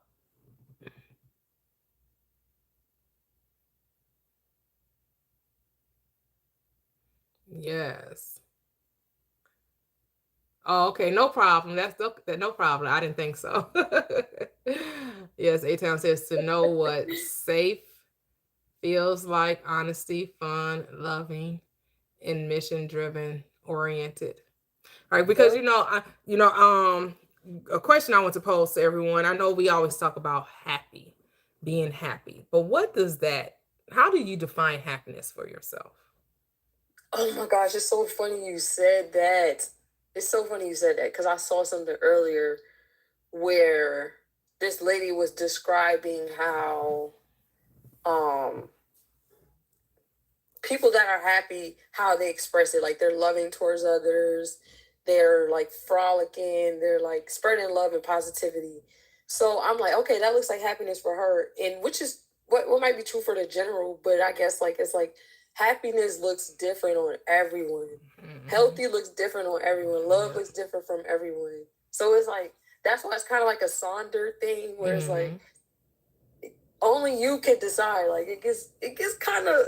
That's why I said, what does happiness look like for you? Yeah. So before everyone answers that question, we do have another caller on the line. We have Win with me. Hello, welcome. How are you? I'm good. How y'all doing? We doing great, thanks. So are you coming up to answer the questions on the prompt? Okay. Number one, I couldn't really see three. I was trying to think about it, but number one, do you believe in traditional roles of men, women? If not, what change? I think I believe in the traditional men and women situation. I think a lot of men have lost the role, what role is about leading and things like that. So it's like that has been lost. I feel like it should be back. It should come back where a man is 100% taking care of everything and doing everything, leading the family, the children, understanding how to just, cut his time instead of frolicking and doing other things, being out there. It's like you should be able to focus on your family, and put God first. So, let me see. What are your standards for dating? Whew. it's you got it's so many. It done changed so much. So it's like standards for women right now. It's just like, because I could say I changed, and just by even becoming more God based and just being God fearing. I feel like my standards have became a little bit like I'm a little strict more. So I might ask the question first: what's your relationship with God first? And it'll go down from there. So Okay. number 3, I can't see it. Can you see it now? If you know with certainty that you could not be rejected, which standards would you keep? So what does that mean? So you have a standard. So I know you said you would lead with what's the relationship with God, but I'm sure you have other standards too. And if you met met a young lady that you were very interested in, but you had this standard that she just didn't meet, but you were interested, you liked her, would you lower that standard just to be with her? Would you dismiss the standard because she fit everything else except this one? This one is a very top tier one though. It's a standard that you have, and before you met her, you said everybody had to check off that box. But when you met her, you vibe and you groove her, you like, but she just don't meet that one particular standard. Would you deviate from that standard to be with her? That's real good. Because I have done it before, but what happens is if I have done that before, I'm not happy. So it's like the happiness goes. So when that goes, like the relationship gonna end in what, 2-3 years or something like that, as far as like because you just lowered your standard, or it's a pretend now, put on a facade. So it's like you're really not happy because that one check could be so big that it just it just turns you off, and it's just like you keep that inside because you'll ball it up. You won't say anything about it, whatever is the problem or the situation, because you like this person. But now when they tick you off or say something, now you wanna, that's when that comes out. I wouldn't do it. Okay. Just from experience, I wouldn't do it. Yeah. So my standards are my standards. So it's one more question. Yeah. It's you gotta be strict on that. Yeah. Say, are red flags focusing on what you don't want, which is what we call manifesting? So I really would manifest on more of what I want. So it wouldn't be what I don't want, because being that with the red flag. So is the red flag just causing you to bring forth what you don't want? If you are talking about red flags, so I don't want a person that has this, I don't want to have a person that has that. Do you recognize that you usually get what you're talking about, not what you don't want? Oh yeah, mostly So I get more of what I'm looking for at the time. Okay. So it's like I could just tell from different eras of my life. I could just tell that the type of woman that I wanted at that time is what I got. Okay. So my mind frame was on that type of woman. So it came. So right now, so it's like, okay, so yeah, that's what I can say that by experience. Okay. Cool. Oh, well, thank you. Thank you for sharing. Love it. Your stuff was real straightforward, simple. Like it. Okay. Yeah. Yeah. I learned to be that now, because the more complicated you are, the more women do not like you. You'll find that out later on. Really, yeah. Everything should be so easy going. It should be just you going out, just having a good time, but everybody make it so complicated. So I just my like I said, with experience, it just came to be real simple. And then when you speaking my language, that's what I say. Keep it super simple. Right. I kiss over here. You speaking my language. That's another. We complicated. Life ain't meant to be complicated. It's meant to be simple. Right. Because I learned that from just older people. Because they say when you communicate real good, and because when they talk about relationships, they're going through the 1-2s. They might be in retirement and stuff like that. But as you think about being younger, you should just be having fun, really, when you're in a relationship.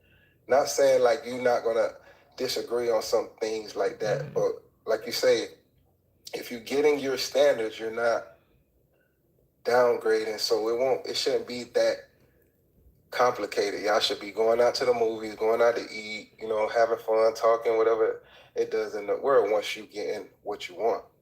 Yeah. So that's what I look at. Love it, love it, love it. So Mia, did you have a perspective? I'll say Mia. Mia, did you have a perspective on what's your interpretation of happiness for you, or what does happiness look like for you?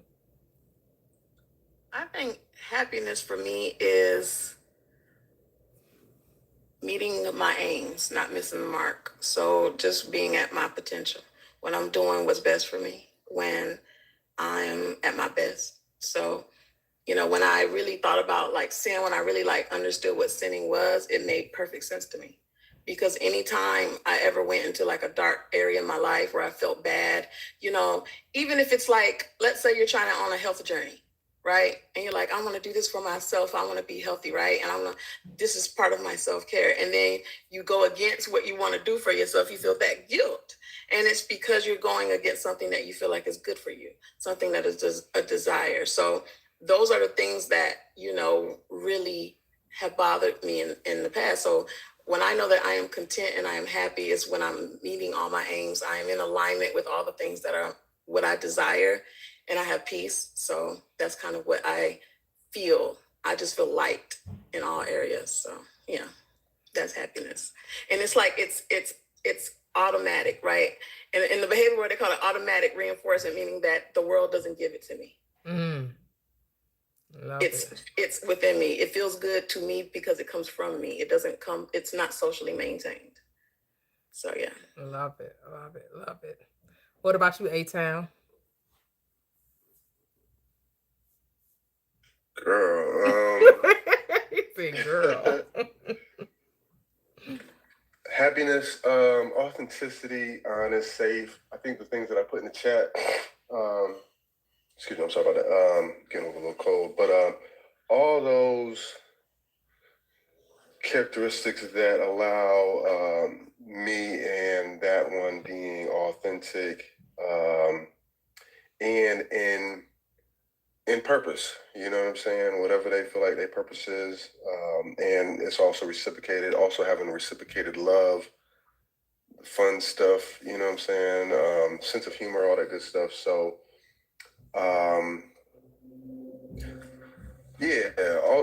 traveling, all the, those kind of things, spontaneity, where, that person can take you, a little bit out your element as well, where you feel safe, but, something about to pop out, you know what I'm saying? They up to something, or, that they want to do something, or something's up their sleeve to that extent. Of course, safe, you know what I'm saying? Nothing crazy, but that's happy. And we said happy relationship, right? That was it. What does happiness look like to you? Yeah. So, and unlimited, where money ain't a thing. You know what I mean? Finances flowing in with ease. You know what I'm saying? Okay. Billionaires are us, type situation. Because that whole fallacy of money can't make you happy, but it's a lot of I'd rather be mad and rich than mad and broke. I mean, I just feel like that's a different type of mad, right? Because what I'm mad about broke and what I'm mad about rich ain't the same type of mad. It ain't the same type of problems. Right? Give me the problems of the rich folk, not the problems of the broke folk. I'm just sorry. And I had to have some reality checks, especially coming from this little Christianity BS. No offense to to them, but that was a thing. Where it's like, I'd rather be saved and decrepit and emotionally and spiritually, all this other bull, while I'm out saving folk. But here I am, you know what I'm saying? My issues tore the fuck down. You know what I'm saying? I don't know who the fuck I am, or, not in my alignment or not in my oneness, not even know who I am type. So that right there, that's just for the birds. You know what I'm saying? You ain't gonna ever find me trying to save nobody, So where we come in 100%, and we're able to flow in that energy. Because I do see where, when I'm out and about, certain ones that I'm out with, people can sense a different vibe and the reaction from different people. They love our energy. You know what I'm saying? We meet different people. Next thing you know, this relationship turned into something. Now, next thing you know, we on a boat somewhere or we go on to this trip, and the vibe is real genuine. So I love genuineness. I love authenticity. I love fun. All that stuff. So that's a happy relationship to me. And handling business. You know what I'm saying? I love handling business. Love it. Love it. Love it. Love it. Love it. All right, Miss Key, you still there? Here. What you mean? Uh-oh. What is wrong with What is A-Town? What's the problem? We literally want the same thing. Like, you just... I just messing with you. We want the same thing. No, A-Town want to be a kept man and Key want to be a kept woman. That's what I'm saying. Like, he is me. The two shall never meet. The two shall never meet. The two shall never meet. No, they gonna go to the club to find some sugar mamas and sugar daddies. Right. I'm gonna be like, I found you one, A-Town, and then I found you one. Y'all, wingman, huh? Exactly. So come on to Chicago and Labor Day weekend, and En route. It's giving soulmates. It's giving soulmates. So soulmate friends, yes. Mm-hmm. But okay, why did you do A-Town? What is that? Was he flushing the toilet? A-Town, if you want me to pay for the date, you know what the acronym DATE stand for, A-Town? Please explain it to me, Mia. DATE stands for dick at the end. So you better be ready. If I gotta pay for this date, be ready to give up some dick at the end. Thank you. He would gladly abide, girl. He would gladly abide. You wouldn't even have to convince him real hard. You didn't even have to convince him. You need to just go on and make your OF then account if you giving it up like that. We ain't for sale like that. You know what I'm saying? I made the account, but look, I made the account, but I ain't go all the way with it. You know what I'm saying? The videos are still in the folder. You know what I'm saying? Wow. We ain't doing it like that. So go ahead, Key. Listen. I'm a DM Mia. Screaming. You can DM Mia the picture, but anyway, she can see. If I pay for the date, I'm gonna go to my car and Eggplant. She's expecting an eggplant. Yes. This the girl my folks table. I told you when I start getting sleepy, I start acting up. Eggplant. Listen. Well, I know I'm happy because I'm laughing and enjoying myself, right? Which is what I'm doing right now. But I'm excited about the life that I'm creating, right? And I feel like that's a life of abundance of all the things that I enjoy, and people, good, great health, of course, money, like A-Town mentioned, and then experiences. I do feel proud of my journey, and then I do look back, but now it's I recognize my growth, and I honor how far Lil Key, has come, So, and I think that's big. And when I know people say, like, I feel connected to myself, and I'm like, what does that mean? Like, what does it mean to feel connected to yourself?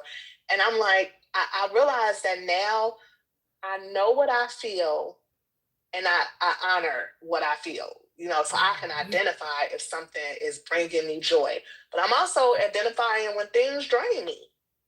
I know what excites me now, and then I know the things that they just don't fit, and I don't have to talk myself out of my feelings. And that's when I know that I'm happy. I know I'm connected to myself because I'm trusting my own decisions when I spent so long, not. But I know we can't talk about but yeah, I trust my own decisions, and I think that's like a big one for me. And Yeah, and I would say that's what happiness means. I enjoy my own company. That's a big one. I definitely enjoy my own company. I could spend time by myself and still feel fulfilled, you know. So that's what happiness is for me, you know. Beautiful, beautiful, Hey, beautiful. Kate, do you mind if I ask you a question? How long were you married for? Well, there was a couple marriages. So there was a couple marriages. Yeah. So I think I got married when I was 23 and then again when I was 43. So one of them might have lasted for 10 years. The other one might have lasted for 5 years. I don't even remember. But yeah, they lasted. One of them lasted for a while. And yeah. Okay, gotcha. Cool. Nice. So we'll have Keo and Win answer the question, and then we'll go to Roger Troutman. Go ahead, Keo. What was the question one more time? What is happiness what does happiness mean to you?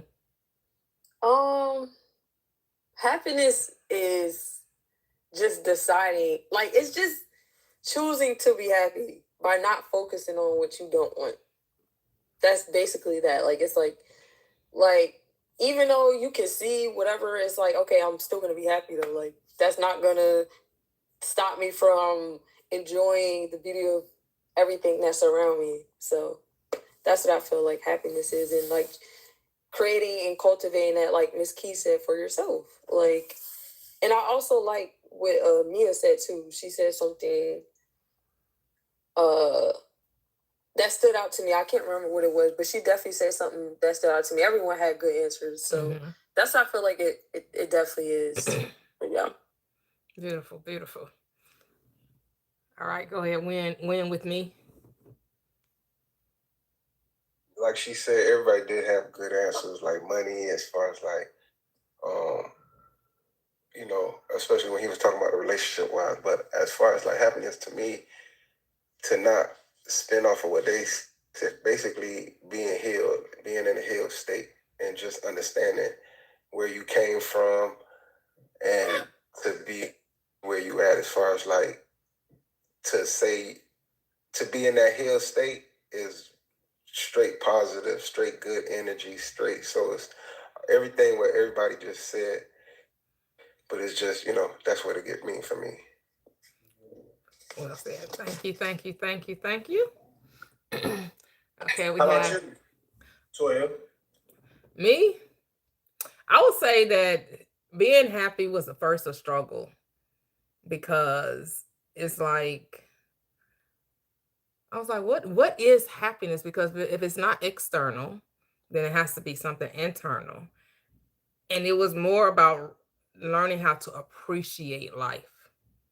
That's what it has become. At first, I never really thought about happiness, right? Because sometimes you're just going through life, and sometimes, like for me, I didn't even recognize how angry I was, but angry about life for what? And it was almost like I was conditioned to be angry and didn't even know why I was angry. And then to shift to this perspective about, you know, because almost like when I shifted over to the awakening state of coming to realize about manifestation and law of attraction, law of assumption, and all of that, right? It almost had me in the state of the getting state of like, oh, don't you know you can be and do whatever you like, you know, like trying to find something wrong with life when actually there was nothing wrong with my life, but thinking that, oh, I need to have more money, I need to have more of this, I need to have these more things, I need to keep trying to get. And then I had to recognize, to learn how to just be, and that where I was enough, and I didn't need more stuff or more money or more experiences or more. And not to say that any of those things was wrong, because they're not, because that you can have those things and still be unhappy. So recognizing that the happiness is an inner thing, and it will always be expressed outwardly. So if I recognize that I can appreciate where I am now, I can always appreciate where I'm going, or whatever I'll attract. And so that was a big thing for me, because that was a shift in my mindset, that I was like, I don't even think I ever really thought about being happy, and I had to really sit with that. See, this is exactly why I followed you for this long, because you just say everything that's so real. It's like certain things that I feel with it is like the way you express it is so flawlessly. Like exactly. Like Appreciate that. Okay, Miss Roger Troutman. Hello, welcome. How are you doing? Hey. Doing really good. Good. Glad to meet you guys and see you. So happiness is like self-contentment, in that you talked about the being enough, the sufficiency, suffices as it's written, like the grace is sufficient for me. Okay. Being enough for oneself. Yes. Contentment, wellness, and joy. That one, joy, because it'll supersede all of the happenstances. And just being cool with oneself and achieving that oneness. Absolutely. So did you want to answer the questions on the prompt? Sure.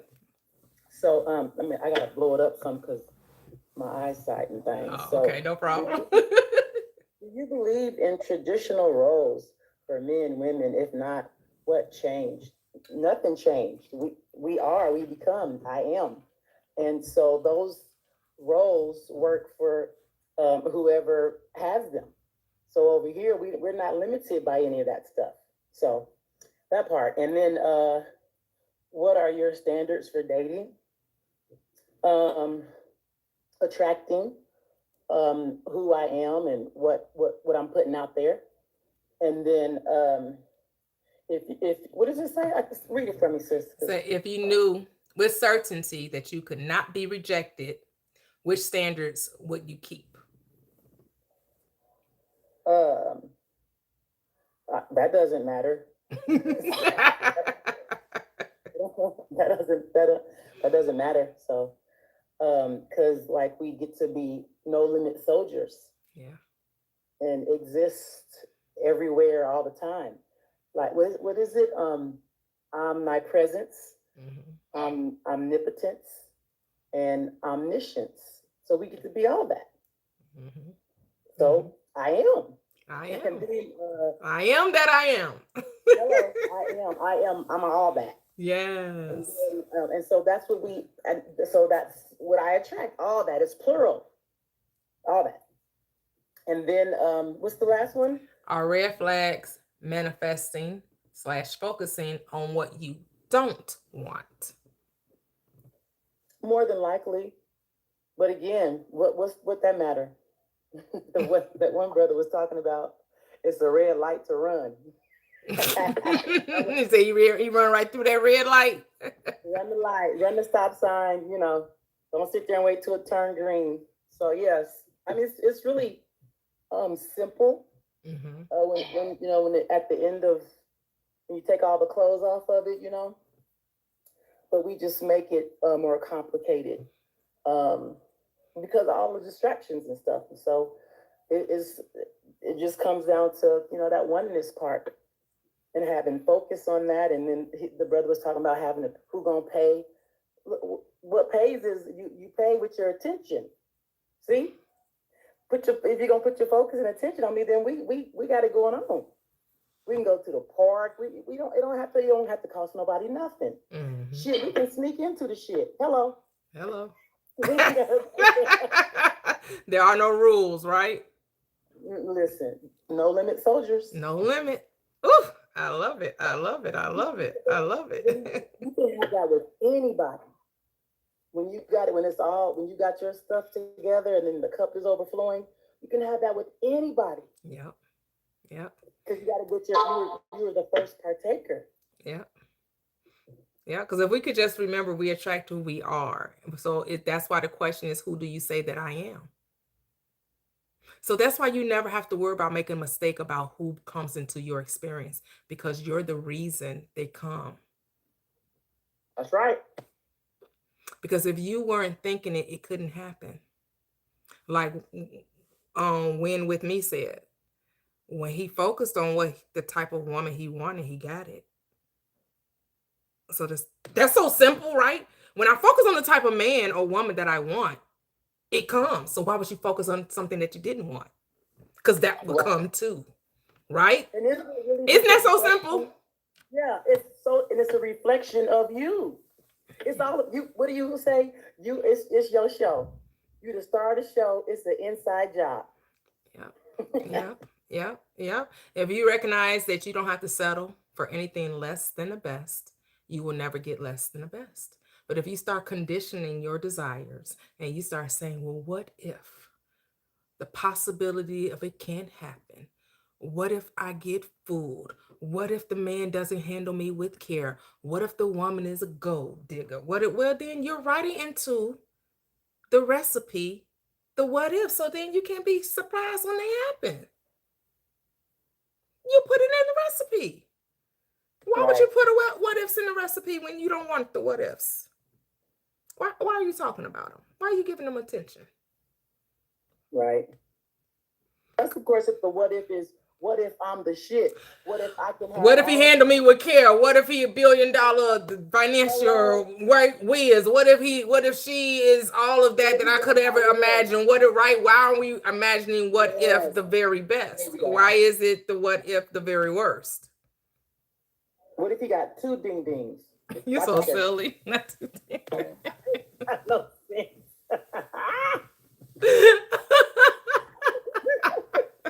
I only need one. I only work with one. Can you imagine 2 though, or 3? Hey, to each his own. I'm talking about what I would handle, what I want. One on multiple on the same man. Oh, okay.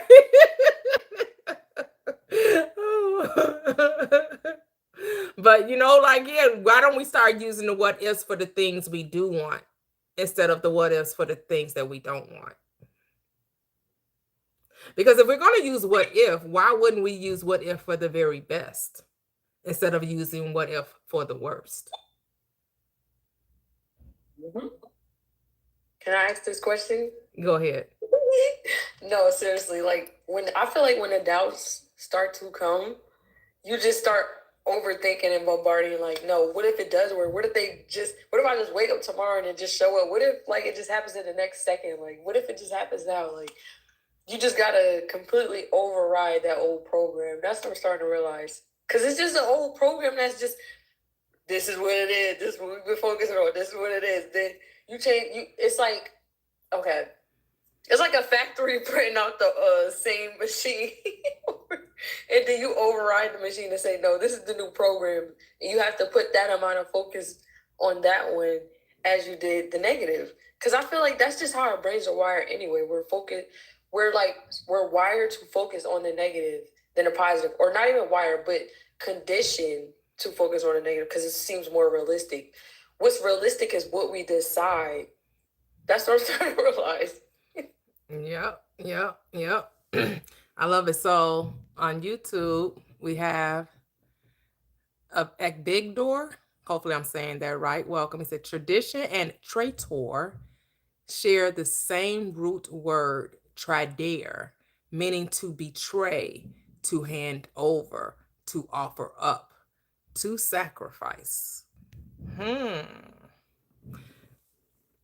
That's why it's so not to hold the traditions of men. Tradition sounds like treason.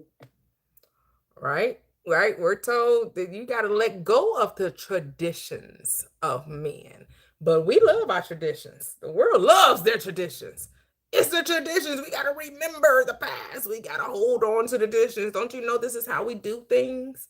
How do you try to disrupt what we've been doing for 100 years? This is legacy. This is how we're supposed to. There ain't no legacy. That's treason. A legacy of dysfunction. All right. Yes. Blaisdell says respect and honesty and fun are my standards for dating. Yes. Have fun. Yep. And because happiness, it's a choice. You have to choose happiness. You have to choose to be content. You have to choose, right? Because as I say, we only have one job, and that job is the joy of being, right? Like Roger that was saying. I call you Roger that because instead of saying Roger Troutman, I say Roger that. Roger. Right? Joy is the strength. That's where we get our strength from, is in our joy, right? Mm-hmm. Because we're innately love. That's who we are. We are love. Love is the power. And joy is like the crystals, the oil, right? That's why it says the joy of the law, the Lord, is our strength. Mm-hmm. So, go ahead. Joy comes in the morning. I was thinking about that. So, the morning, so when you are grieving or whatever, even in that, joy comes. Because joy is the standing. The happenstance is the happiness is like a status, but the standing is the joy. Yes. So find your joy in life, in being, in whatever you're desiring, right? I love to quote Mark 11:24 because that's what my free ebook is based on. My free ebooks in my link tree, the manifestation ebook bundle. It says whatever. Therefore I say to you, whatever you desire, it does not matter. There's no limit to it, right? Because it'll give you desires of your heart, right?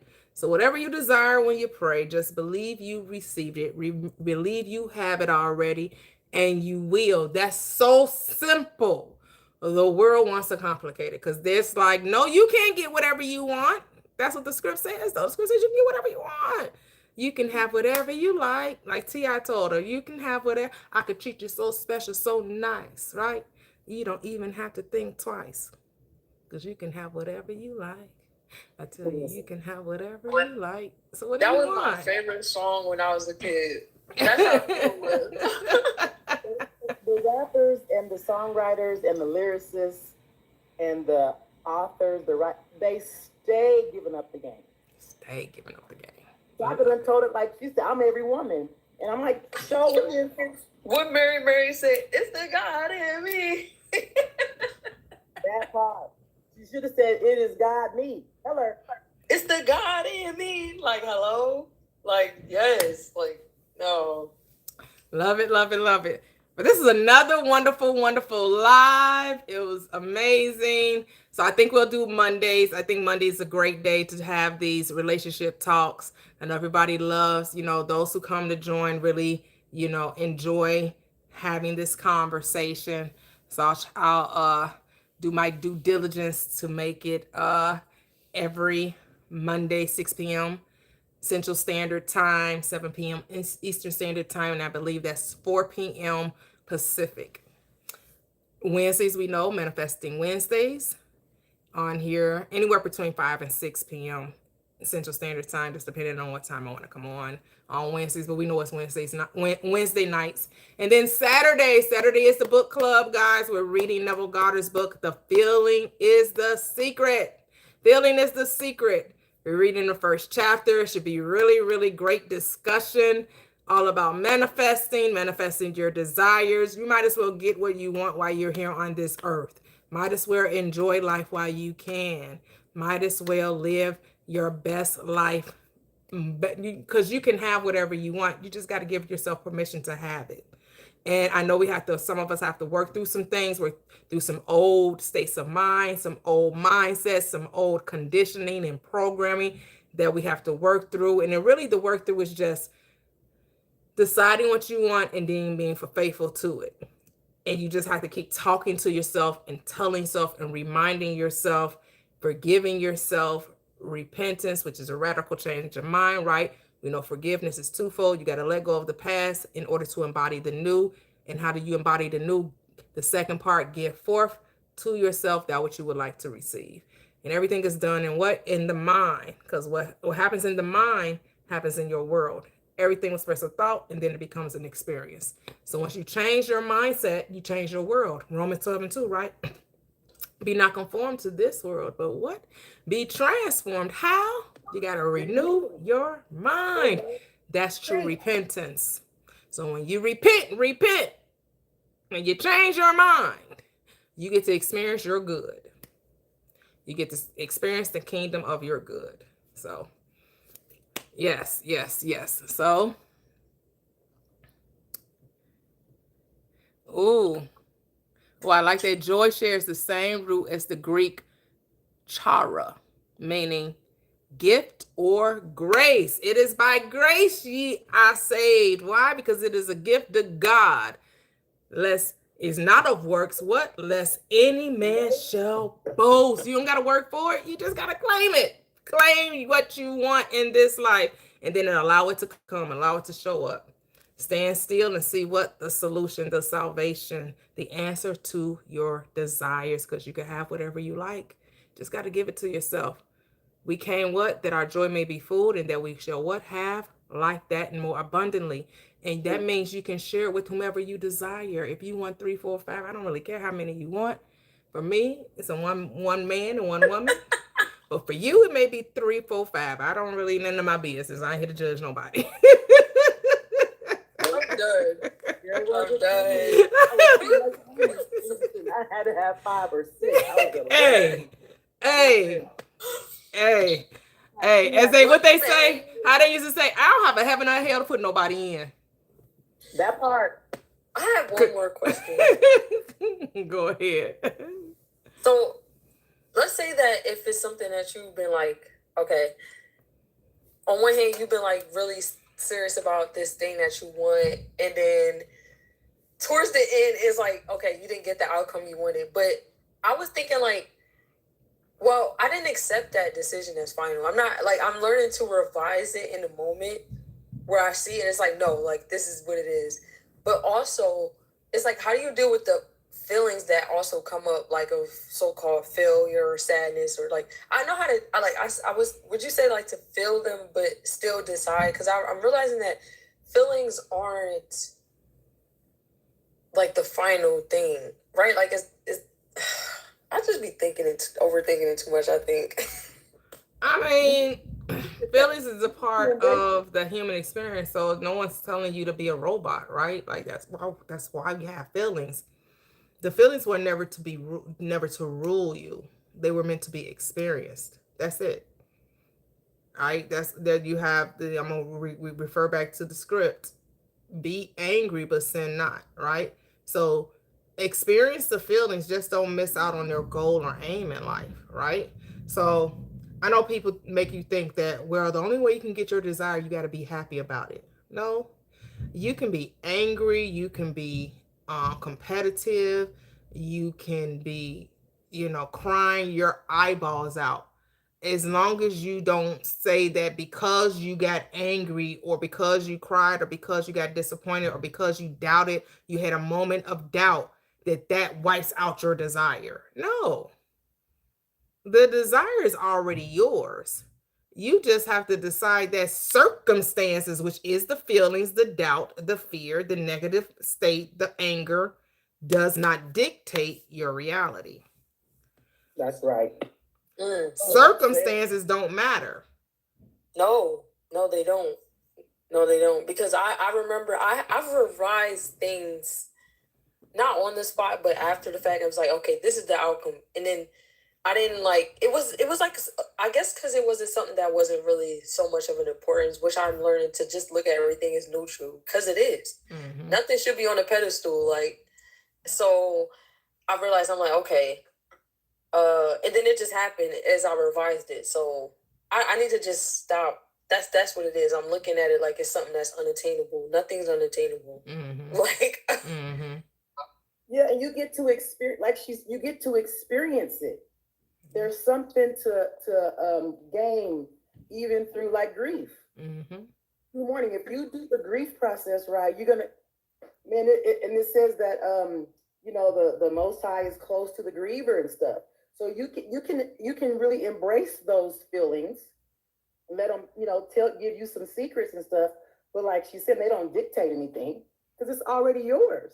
Yep. Yep. There's a time to mourn. So more.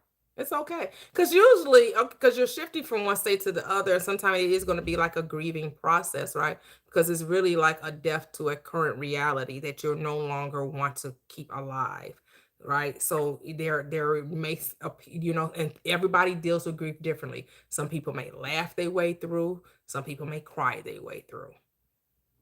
Neither is wrong. Everybody handles grief differently. And so there's no wrong way to handle it. Death to the old self. Yup. That's just what it is. And sometimes you're right. I've seen that. I think I've seen something like that in the Neville text too. I used to always listen to his lectures.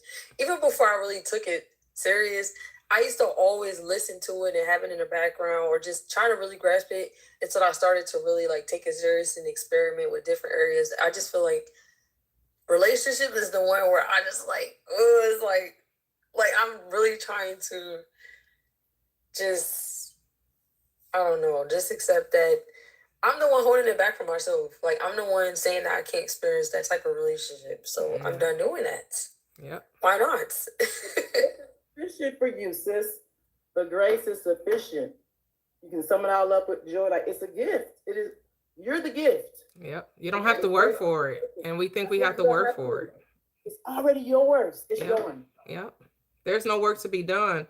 We create these different techniques to do because they're still permission slips. We're trying to give ourselves permission to have a thing that already belongs to you.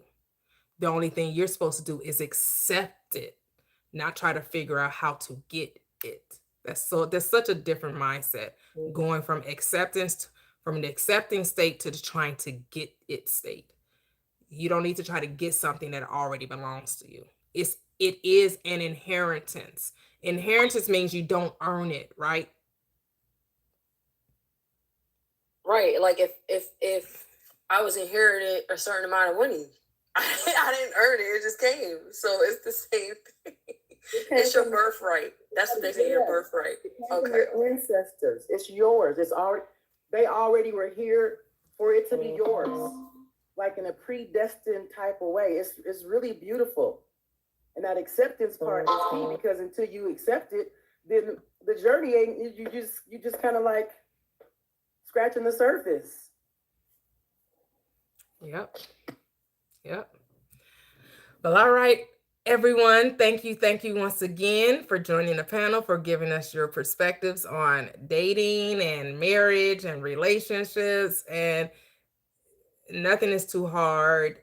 You just got to relinquish control. You got to give up the fight. You have to let go of the struggle and just surrender to the state. Surrender to already being that which you desire to be. Why? Because it's already yours. Just occupy the state. Assume the position. Assume that you already have it.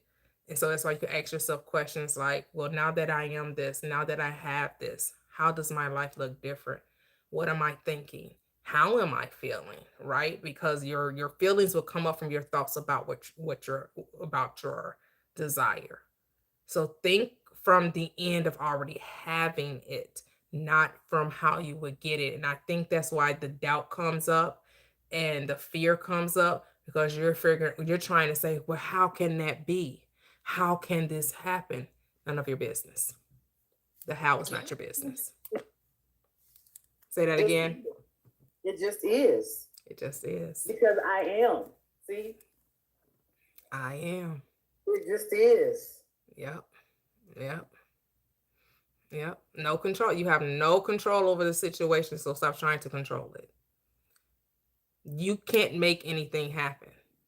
You're just supposed to experience the happening.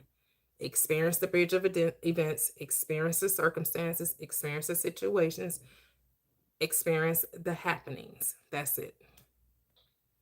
And enjoy it. How about that? There's the end game. Enjoy it. Have some fun. Have fun. Have fun. Yes. Have Like, fun. Even if it seemed like everything's burning around you, just be smiling like this is the part of the chain of events. You just know how the movie ends. So it's like, why would I be? And when you can learn to stand after you've done all, stand. Be still. Be still and know. Be still and know. Too many people be trying to do too much. I'm not gonna run over here trying to put out the fire. You were never supposed to put out the fire. You were just supposed to look and just let the fireman come take out the fire. Let the fire truck come. Like, don't try to put out the fire. Don't try to, because when you get your butts in the way, you make him worse than it initially was, because you think that you know better when you don't. You don't know the way. The way is shown to you. So, with that being said, have a wonderful, wonderful evening, and I catch you guys on the flip side. Thank you again. Appreciate you. Have a wonderful night. Bye-bye. Thank you. You're welcome. Bye. You too.